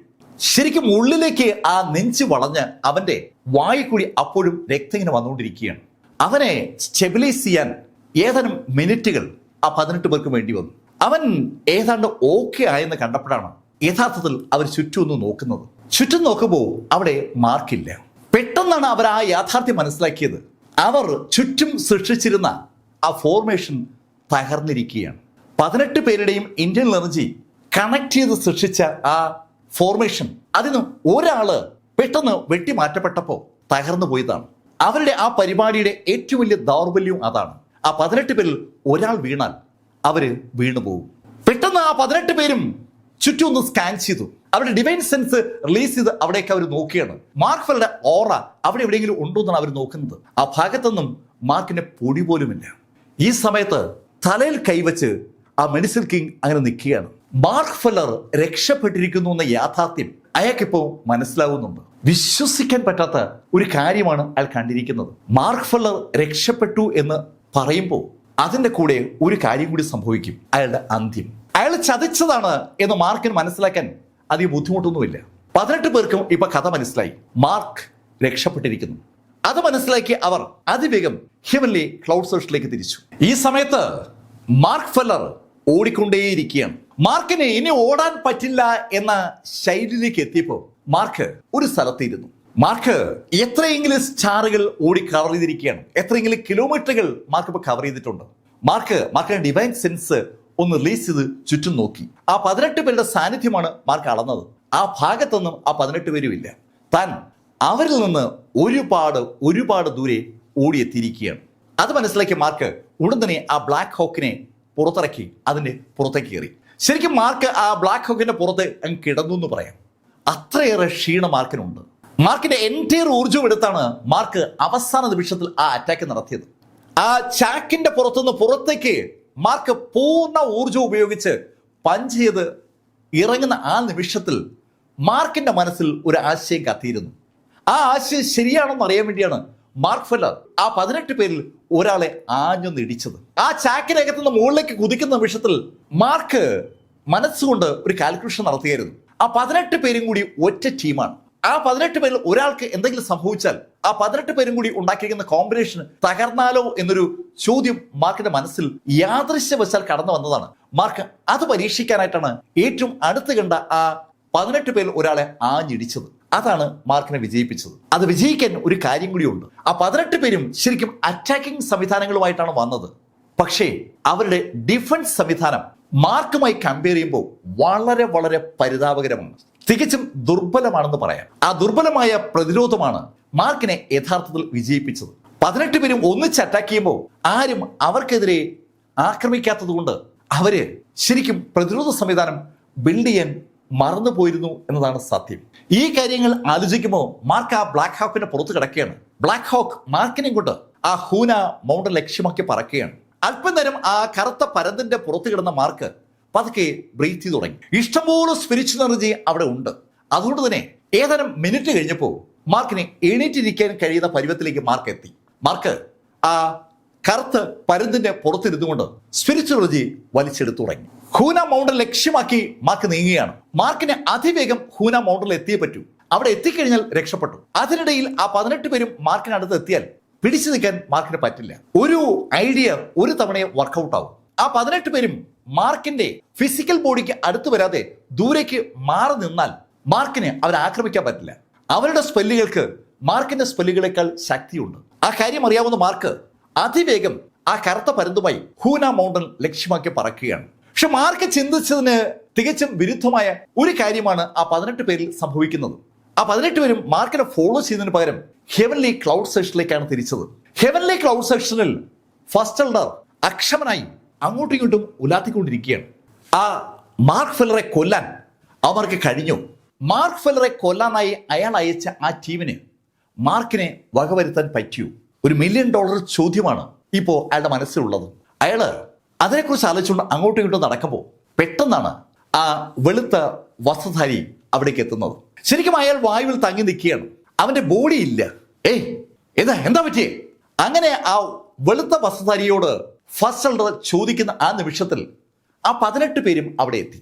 അവരിൽ ഒരാൾക്ക് ഗുരുതരമായി പരിക്കേറ്റിട്ടുണ്ട്. ഫസ്റ്റ് എൽഡർ അവരെ കണ്ടത് അവരോട് ചോദിച്ചു, എന്താ?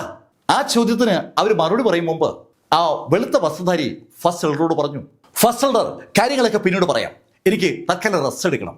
അങ്ങനെ പറഞ്ഞിട്ട് ആ വെളുത്ത വസ്ത്രധാരി അതിവേഗം അവിടെ നിന്ന് പറന്നു മാറി. അവന്റെ ബോഡിക്ക് എന്ത് പറ്റി എന്നുള്ള ഉത്തരം പോലും ഫസ്റ്റ് എൽഡർക്ക് ലഭിച്ചില്ല എന്നാണ് സത്യം. ഫസ്റ്റ് എൽഡർ പെട്ടെന്ന് ആ 18 വാർ മെഷീനുകളുടെ നേരെ തിരിഞ്ഞു. അവരോടായി അയാൾ ചോദിച്ചു, എന്താ പറ്റിയേ? ഫസ്റ്റ് എൽഡറോട് ആൻസർ പറയാൻ ഒരു തരത്തിലും താല്പര്യമില്ലാത്ത ആ 18 പേരും ഒരു അക്ഷരം പോലും വേണ്ടാതെ അതിവേഗം ആ ഹെവൻലി ക്ലൗഡ് സെക്ഷന്റെ അവരുടെ സെക്ഷന് നേരെ നടന്നു. ഒരു പ്രത്യേക സെക്ഷനാണ് ഈ 18 പേരുടേത്. ഹെവൻലി ക്ലൗഡ് സെക്ഷൻ അകത്ത് തന്നെയുള്ള ഒരു പ്രത്യേക ടീം.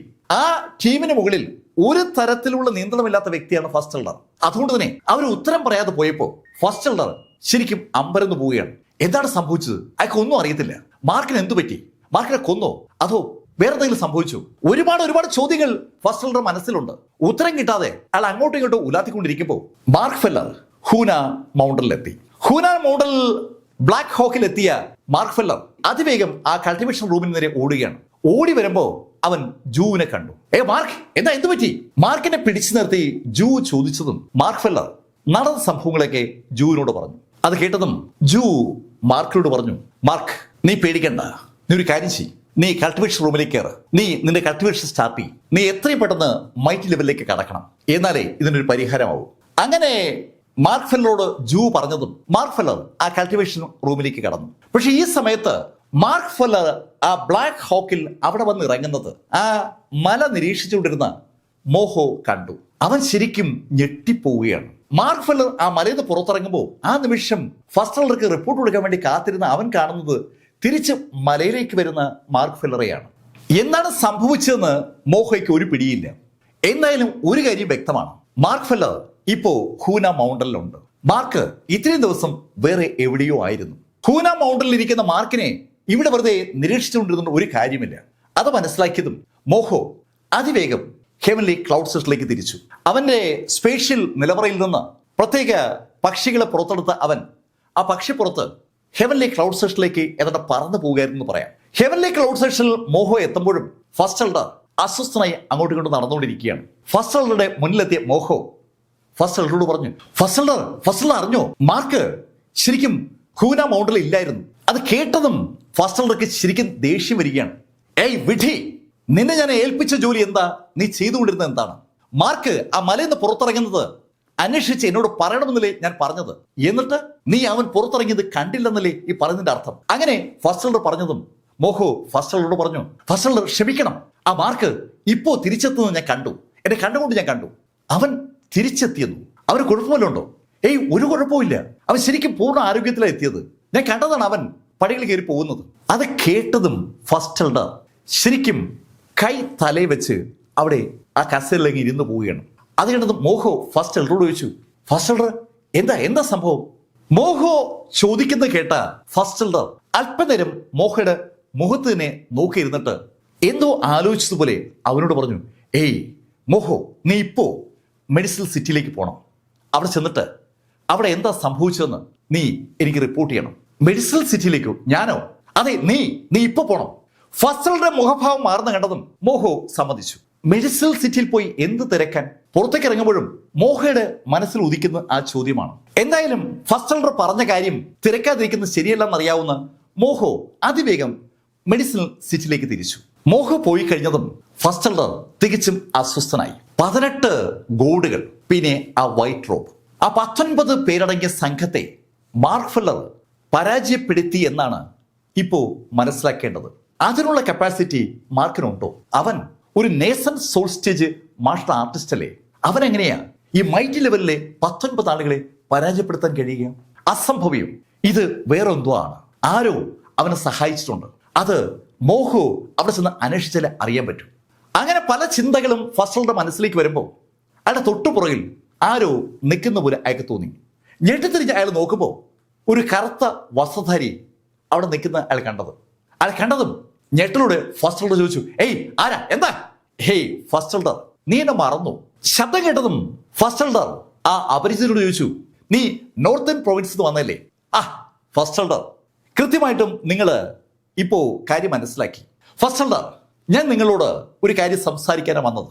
ഏയ്, നിങ്ങളെ സഹായിക്കുന്ന കാര്യത്തെക്കുറിച്ച് എന്നോട് ചോദിക്കണ്ട. അത് പറ്റില്ല എന്ന് സെക്ഷൻ മാസ്റ്റർ ഉറപ്പിച്ച് പറഞ്ഞിരിക്കുകയാണ്. ഹേയ് ഫസ്റ്റ് എൽഡർ, ഇത് വിളിച്ചു. അങ്ങനെ പറഞ്ഞിട്ട് ആ നോർത്തേൺ പ്രൊവിൻസിൽ നിന്ന ആള് ഒരു പുസ്തകം എടുത്ത് ഫസ്റ്റ് എൽഡറുടെ കയ്യിലേക്ക് വെച്ചു. ആ കയ്യിൽ കിട്ടിയ പുസ്തകത്തിന്റെ പുറത്തെഴുതിയിരിക്കുന്ന പേര് വായിച്ച ഫസ്റ്റ് എൽഡർ ശരിക്കും ഞെട്ടി. Sacred heart formula.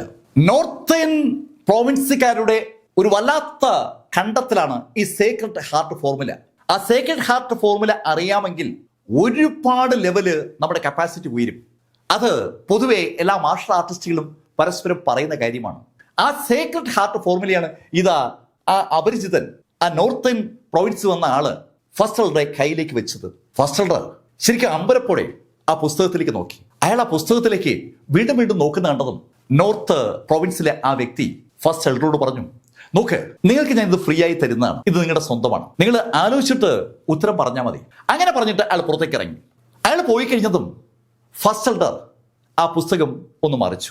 നോർത്തേൺ പ്രൊവിൻസിന്റെ ആ കണ്ടെത്തൽ സേക്രഡ് ഹാർട്ട് ഫോർമുല വളരെ വിശദമായിട്ട് തന്നെ ആ പുസ്തകത്തിൽ പ്രതിപാദിച്ചിരിക്കുകയാണ്. കൂടുതൽ ആലോചിക്കാനൊന്നും നിൽക്കാതെ ഫസ്റ്റ് എൽഡർ അതിൽ പറയുന്ന കാര്യങ്ങൾ വായിച്ച് പതുക്കെ പ്രാക്ടീസ് ചെയ്ത് തുടങ്ങി. അയാളുടെ മനസ്സാകെ ടെൻഷനാണെങ്കിലും ആ പുതിയ ഐറ്റം അയാൾ ശരിക്കും സന്തോഷിപ്പിച്ചിരിക്കുകയാണ്. അയാൾ അതിങ്ങനെ വായിച്ചു തുടങ്ങി. വായിക്കുകയും പ്രാക്ടീസും ചെയ്യുന്ന പ്രക്രിയ അയാൾ കണ്ടിന്യൂസ് ആയി ചെയ്യുകയാണ്. അന്ന് മുഴുവൻ അയാൾ അത് വായിച്ചു എന്ന് പറയാം. രാവിലെ നേരം വെളുത്തപ്പോഴേക്കും ശരിക്കും അയാൾ അതിനകത്ത് ഒരു എക്സ്പെർട്ടായി. പക്ഷേ അവസാന പേജ് വായിച്ചപ്പോഴാണ് അയാൾക്ക് ഒരു കാര്യം മനസ്സിലായത്. അതിന്റെ ബാലൻസ് ഇനിയും ഉണ്ട്. ഇൻകംപ്ലീറ്റ് ആയിട്ടുള്ള, അപൂർണമായിട്ടുള്ള സേക്രഡ് ഹാർട്ട് ഫോർമുലയാണ് അയാൾക്ക് കിട്ടിയിരിക്കുന്നത്. അയാള് ആ സേക്രഡ് ഹാർട്ട് ഫോർമുലയുടെ പകുതി പഠിച്ചു. ബാക്കി പകുതി അയാൾക്ക് കിട്ടിയാലേ പറ്റൂ. ആ പഠിച്ച പകുതി തന്നെ അയാൾ ശരിക്കും ആവേശഭരിതനാക്കിയിരിക്കുകയാണ്. അയാളുടെ ശക്തി ഒരുപാട് വർദ്ധിച്ചു എന്ന് അയാൾക്ക് തന്നെ സ്വയം ഫീൽ ചെയ്യാണ്. ബാക്കി പകുതിയുടെ കിട്ടിയാൽ അയാൾ ശരിക്കും ശക്തനാകും. ശരിക്കും ശക്തനാകുമെന്ന് പറഞ്ഞാൽ സെക്ഷൻ മാസ്റ്ററേക്കാൾ ശക്തനാകും. സെക്ഷൻ മാസ്റ്ററേക്കാൾ ശക്തനാകുമെന്നൊരു ചിന്ത അയാളുടെ മനസ്സിലേക്ക് വന്നതും അയാളുടെ ബോഡിയിൽ ഒരു രോമാഞ്ചിഫിക്കേഷൻ ഉണ്ടാവുകയാണ്. അയാളുടെ എല്ലാ രോമങ്ങളും ഒന്നിങ്ങനെ എണീറ്റ് നിന്നു. സെക്ഷൻ മാസ്റ്റർ അയാൾ കണ്ടിട്ടുള്ള ഏറ്റവും ശക്തനായ വ്യക്തിയാണ്. ആ സെക്ഷൻ മാസ്റ്ററേക്കാൾ താൻ ശക്തനാകുമെന്ന ചിന്ത പോലും അയാൾ വല്ലാത്തൊരു ആവേശം ഉണ്ടാക്കി. ആ നിമിഷത്തിലാണ് അയാളുടെ മുറിയിലേക്ക് തലേദിവസം വന്ന ആ അപരിചിതൻ വീണ്ടും കടന്നു വരുന്നത്. അയാളെ കണ്ട ഈ ഫസ്റ്റ് എൽഡർ ശരിക്കും ഞെട്ടുകയാണ്. ഹെവൻലി ക്ലൗഡ് സെക്ഷൻ ഒരുപാട് സുരക്ഷയുള്ള വലിയ സംവിധാനമുള്ള ഒരു സെക്ഷനാണ്. ആ സെക്ഷനകത്തേക്ക് ചുമ്മാ കയറി ഇറങ്ങിയാണ് ആ നോർത്തേൺ പ്രൊവിൻസിലെ വ്യക്തി. ഏയ്, നീ എങ്ങനെയാ അകത്ത് കിടന്നത്? നോക്കൂ ഫസ്റ്റ് എൽഡർ, എനിക്ക് എവിടേക്ക് കിടക്കാനും ഒരു പാടുമില്ല. എങ്ങനെയുണ്ട് നമ്മുടെ പുസ്തകം? ഏയ്, പുസ്തകം കൊള്ളാം. എന്റെ ബാലൻസ് എന്തേ? ഞാൻ ബാലൻസ് ഒക്കെ തരാം. പക്ഷേ ഫസ്റ്റ് എൽഡർ, നിങ്ങൾ എന്നെ ഒന്ന് സഹായിക്കണം. സഹായിക്കാനോ? എന്ത് സഹായം? ഫസ്റ്റ് എൽഡർ, നിങ്ങളുടെ ഹെവൻലി ക്ലൗഡ് സെക്ഷൻ ഞങ്ങളെ നോർത്തേൺകാർക്ക് ഒപ്പം നിൽക്കണം. അത് പറ്റത്തില്ലെന്ന് ഞാൻ പറഞ്ഞില്ലേ. സെക്ഷൻ മാസ്റ്റർ സമ്മതിക്കത്തില്ല. നോക്കൂ ഫസ്റ്റ് എൽഡർ, ഈ സദേൺ പ്രൊവിൻസും നോർത്തേൺ പ്രൊവിൻസും അധികം നാൾ കഴിയും മുമ്പേ ഒന്നാകും. നമ്മൾ ഒരു കരയായി മാറിക്കഴിയുമ്പോൾ പിന്നെ നമ്മളിവിടെ പരസ്പരം തമ്മിലടിക്കുന്നതുകൊണ്ട് എന്തെങ്കിലും കാര്യമുണ്ടോ? ഈ ഹെവൻലി റീജിയൻ വളരെ വിശാലമല്ലേ? ഇവിടെയുള്ള റിസോഴ്സസിന്റെ 1000 മടങ്ങ് റിസോഴ്സസ് ചുറ്റുമുണ്ട്.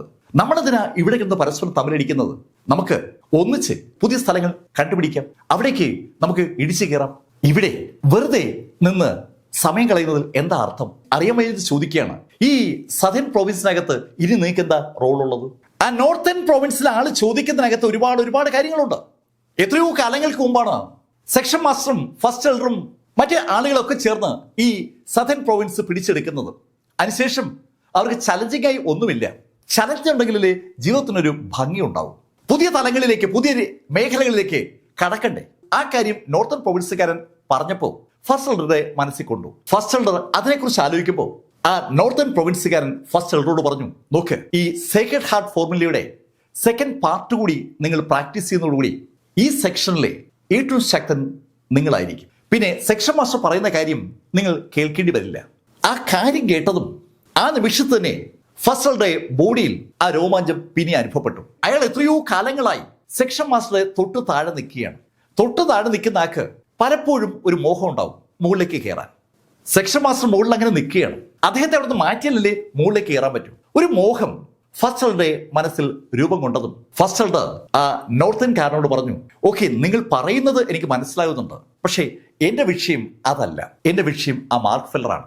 എനിക്ക് ആ മാർക്കിനെ അവസാനിപ്പിക്കണം. അതിന് നിങ്ങൾ എന്നെ സഹായിച്ചാൽ നിങ്ങൾ പറയുന്ന ഏത് കണ്ടീഷനും ഞാൻ പാലിക്കാം. മാർക്ക് ഫെല്ലറോടുള്ള എതിർപ്പ് ഇപ്പോ ഒരു വല്ലാത്ത സംഭവമായി ഫസ്റ്റ് എൽഡറുടെ ഉള്ളിൽ കടന്നുകൂടിയിരിക്കുകയാണ്. അയാൾക്ക് മാർക്ക് ഫെല്ലറെ അവസാനിപ്പിച്ചേ പറ്റൂ. പല തവണയായിട്ട് മാർക്ക് ഫെല്ലറെ അവസാനിപ്പിക്കാൻ അയാൾ പല മാർഗങ്ങളും നോക്കിയതാണ്, പക്ഷെ ഒന്നും അങ്ങോട്ട് ഫലവത്തായില്ല. ഫസ്റ്റ് എൽഡർ പറഞ്ഞ കാര്യം കേട്ടതും ആ നോർത്തേൺ പ്രൊവിൻസുകാരൻ ഫസ്റ്റ് എൽഡറോട് പറഞ്ഞു, മാർക്ക് അത്ര വലിയ പ്രശ്നമാണോ? അവൻ ഞാൻ അറിഞ്ഞിടത്തോളം ഒരു നേസന്റ് സോൾ സ്റ്റേജുകാരനാണ്. ഫസ്റ്റ് എൽഡർ, നിങ്ങൾക്ക് അവനെ ഈസിയായി തോൽപ്പിക്കാൻ പറ്റില്ലേ? ഞാൻ അതൊക്കെ നോക്കിയതാണ്, അതൊന്നും നടന്നില്ല. എനിക്ക് അവനെ തീർത്തേ പറ്റൂ. അത് കേട്ടതും ആ നോർത്തേൺകാരൻ ഫസ്റ്റ് എൽഡറോട് ചോദിച്ചു, അല്ല, അവിടെ ഒരു പ്രശ്നമുണ്ടല്ലോ. അവൻ ആ ഹൂന മൗണ്ടനിലല്ലേ ഉള്ളത്. ഞങ്ങളുടെ അറിവനുസരിച്ച് ഹൂന മൗണ്ടനിൽ അവനെ പ്രൊട്ടക്ട് ചെയ്യുന്നത് ജൂ ആണ്. ജൂവുമായിട്ട് അങ്ങനെ എളുപ്പം കയറി കോർക്കുന്നത് ശരിയല്ല എന്നൊരു ഫീൽ ഞങ്ങൾക്കുണ്ട്. നിങ്ങൾ എന്താ ഈ പറയുന്നത്? നിങ്ങൾ ഈ സദേൺ പ്രൊവിൻസ് മുഴുവൻ അടക്കി ഭരിക്കണമെന്നൊക്കെ പറയുമ്പോൾ ഒരു ജൂവിന്റെ പേരിൽ ഭയക്കുകയാണോ? അല്ല, നിങ്ങൾക്ക് ജൂവിനെ പേടിയാണോ? ഫസ്റ്റ് എൽഡർ വളരെ ഡയറക്റ്റ് ആയിട്ട് ആ ചോദ്യം ചോദിച്ചപ്പോൾ ആ നോർത്തേൺ പ്രൊവിൻസുകാരൻ ഒരു നിമിഷം ഒന്ന് ആലോചിച്ചിട്ട് ഫസ്റ്റ് എൽഡറോട് പറഞ്ഞു, ഓക്കെ, ജൂവിനെ ഞാൻ അവസാനിപ്പിക്കാം. ജൂവിനെ അവസാനിപ്പിച്ചാൽ മാർക്ക് പിന്നെ ഒരു വിഷയമല്ല. അവ രണ്ടും തീർന്നാൽ പിന്നെ നിങ്ങൾ ഞങ്ങൾക്കൊപ്പം നിൽക്കുമല്ലോ. നോക്ക്, എനിക്കൊരൊറ്റ വാക്കേ ഉള്ളൂ.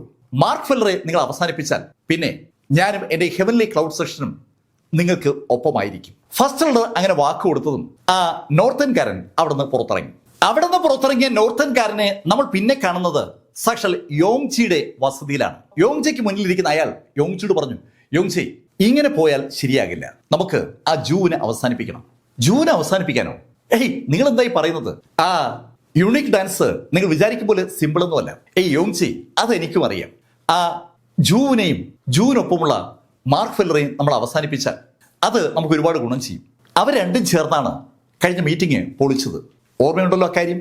അവർ രണ്ടിനെ ഇല്ലാതാക്കിയാൽ പിന്നെ ബാലൻസ് ഉള്ളത് ശ്രീഹരിയാണ്. ശ്രീഹരി ഒറ്റയ്ക്കായാൽ നമുക്ക് എല്ലാവർക്കും ചേർന്ന് ശ്രീഹരിയെ ഒതുക്കാൻ പറ്റും, ശ്രീഹരിയെ അവസാനിപ്പിക്കാൻ പറ്റും.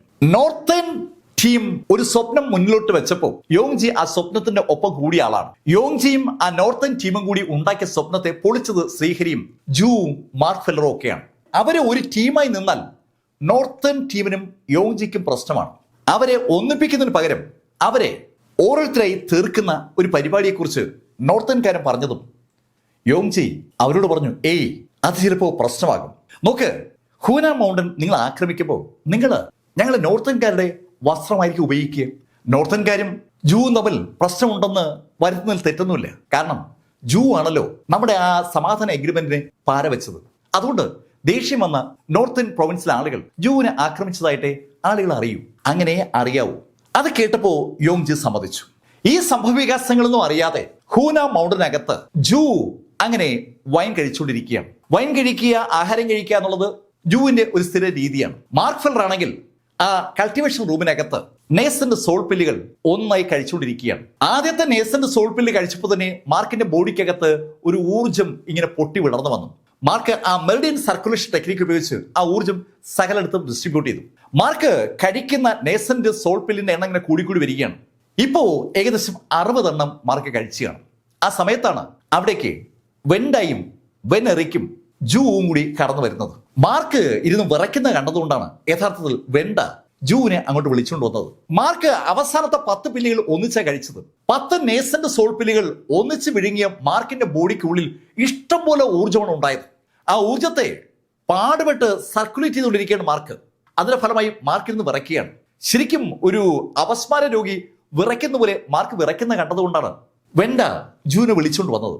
ജൂ ആ കാഴ്ച കണ്ടതും ഒരു നിമിഷം മാർക്കിനെ തന്നെ നോക്കി നിന്നതിന് ശേഷം ജൂ നടന്ന് മാർക്കിന്റെ പുറകിലെത്തി. മാർക്കിന്റെ പുറകിലെത്തിയ ജൂ അവിടെ കൈ ശക്തമായി മാർക്കിന്റെ മുതുകിലോട്ടൊന്ന് സ്പർശിച്ചു. ശരിക്കും ഒന്ന് അടിച്ചു വെച്ചു എന്ന് പറയാം. അവിടെ കൈ വെച്ച ജൂവിന്റെ കയ്യിൽ നിന്ന് വൻതോതിൽ സ്പിരിച്വൽ എനർജി മാർക്കിന്റെ ബോഡിയിലേക്ക് ഇരച്ചു കയറി. മാർക്കിന്റെ ഉള്ളിലുള്ള സ്പിരിച്വൽ എനർജിയെ കോമ്പീറ്റ് ചെയ്യുന്നതും ശാന്തമാക്കുന്നതുമായ നള്ളിഫൈ ചെയ്യുന്നതുമായ ഒരു സ്പിരിച്വൽ എനർജി മാർക്കിന്റെ ബോഡിയിലേക്ക് കയറുകയാണ്. ഏതാനും മിനിറ്റിൽ കഴിഞ്ഞതും മാർക്കിന്റെ ആ വിറയിൽ അവസാനിച്ചു. മാർക്ക് പൂർണ്ണമായും ശാന്തമായി. പക്ഷെ ഈ സമയത്തും മാർക്ക് കണ്ണടച്ചു പിടിച്ചിരിക്കുകയാണ്. അവന്റെ ബോഡിയിൽ ജൂ തൊട്ട കാര്യം മാർക്ക് അറിഞ്ഞിട്ട് പോലുമില്ല. മാർക്ക് പൂർണ്ണമായും ഒരു ലക്ഷ്യത്തിലേക്ക് മാത്രം മനസ്സ് കേന്ദ്രീകരിക്കുന്ന വ്യക്തിയാണ്. ജൂ മാർക്കിന്റെ ബോഡിയിലേക്ക് എനർജി അങ്ങനെ കയറ്റി കഴിഞ്ഞതും മാർക്ക് കണ്ണു തുറന്നു. ഹേയ് ആന്റി, ആന്റി എന്താ ഇവിടെ? മാർക്ക്, നിന്റെ ഈ കൾട്ടിവേഷൻ കാണാനായി ഞങ്ങൾ ഇതുവരെ വന്നതാണ്. മാർക്ക്, നീ കണ്ടിന്യൂ ചെയ്തോ, ഞങ്ങൾ പുറത്തുണ്ടാവും. അങ്ങനെ പറഞ്ഞിട്ട് ജൂ വെണ്ടയ്ക്കും വെനെറിക്കിനൊപ്പം പുറത്തിറങ്ങി. വെൻ ഡാനിയൽ എന്ന ഡാനി എന്ന വെണ്ട പുറത്തേക്ക് നടക്കുമ്പോൾ ജൂവിനോട് പറഞ്ഞു, ആന്റി, അവൻ എന്തിനാ ഇത്രയും പാടുപെട്ട് കൾട്ടിവേറ്റ് ചെയ്യുന്നത്? അവൻ ശരിക്കും അവന്റെ ബോഡിയെ ഒരുപാട് ബുദ്ധിമുട്ടിക്കുകയല്ലേ? ഏയ് വെണ്ട, അവന് ഒരു ലക്ഷ്യമുണ്ട്. ആ ലക്ഷ്യത്തിലേക്ക് അവന് യാത്ര ചെയ്തേ പറ്റൂ. അതുകൊണ്ട് മുന്നിലുള്ള തടസ്സങ്ങളൊന്നും അവന്റെ വിഷയമേ അല്ല. ഓ, എന്നാലും എനിക്കിതൊന്നും വയ്യ. വെണ്ട അത് പറയുമ്പോൾ വെനെറിക്കും അത് തന്നെ പറഞ്ഞു, അതെ അതെ, എനിക്കിത് വയ്യ. ഇതൊക്കെ എന്തൊരു ബുദ്ധിമുട്ടാണ്. അനകൾ എന്തെളുപ്പമാണ് ആഹാരം കഴിക്കുകയും വൈൻ കുടിക്കുക എന്നുള്ളത്. അവന്മാർ രണ്ടുപേരും ജീവിതം ആ ശൈലിയിൽ അർമാദിച്ച് കളയുന്ന ആളുകളാണ്. അവന്മാരുടെ കാര്യം പറഞ്ഞിട്ട് ഒരു കഥയില്ല എന്നറിയാവുന്ന ജൂ അവരുമായി വീണ്ടും ആ പവലിലെത്തി. ആ പവലിയിൽ ആവശ്യമായ ആഹാര സാധനങ്ങൾ ഇതിനിടയിൽ ആ ചെറുപ്പക്കാരനും ചെറുപ്പക്കാരിയും അവിടെ അറേഞ്ച് ചെയ്ത് വെച്ചിട്ടുണ്ട്. അവരുടെ ജോലി ഇവർക്ക് ആവശ്യമായ ആഹാരം ഉണ്ടാക്കി കൊടുക്കുക എന്നുള്ളതാണ്. അവിടെ അവർ വീണ്ടും മദ്യപിച്ചു തുടങ്ങിയതും മാർക്ക് വീണ്ടും ആ നേസന്റ് സോൾ പില്ലുകൾ കഴിച്ചു തുടങ്ങി. ഇതേ സമയത്ത് ആ ഹൂന മൗണ്ടനിലേക്ക് ഒരു ടീമിനെ നയിച്ചുകൊണ്ട് സാക്ഷാൽ യോങ്ജി പതുക്കെ പതുക്കെ എത്തുകയാണ്. കഥയുടെ ഈ ഭാഗം ഞാനിവിടെ അവസാനിപ്പിക്കുന്നു. അടുത്ത ഭാഗവുമായി അടുത്ത ദിവസം വീണ്ടും കാണാം. ഇതുവരെ മാർക്ക് ഫെല്ലറുടെ കഥ നിങ്ങളോട് പറഞ്ഞത് എം ലൈഫിൽ നിന്ന് BS ചന്ദ്രമോഹൻ. കമന്റുകൾ ചെയ്യുക. Thank you.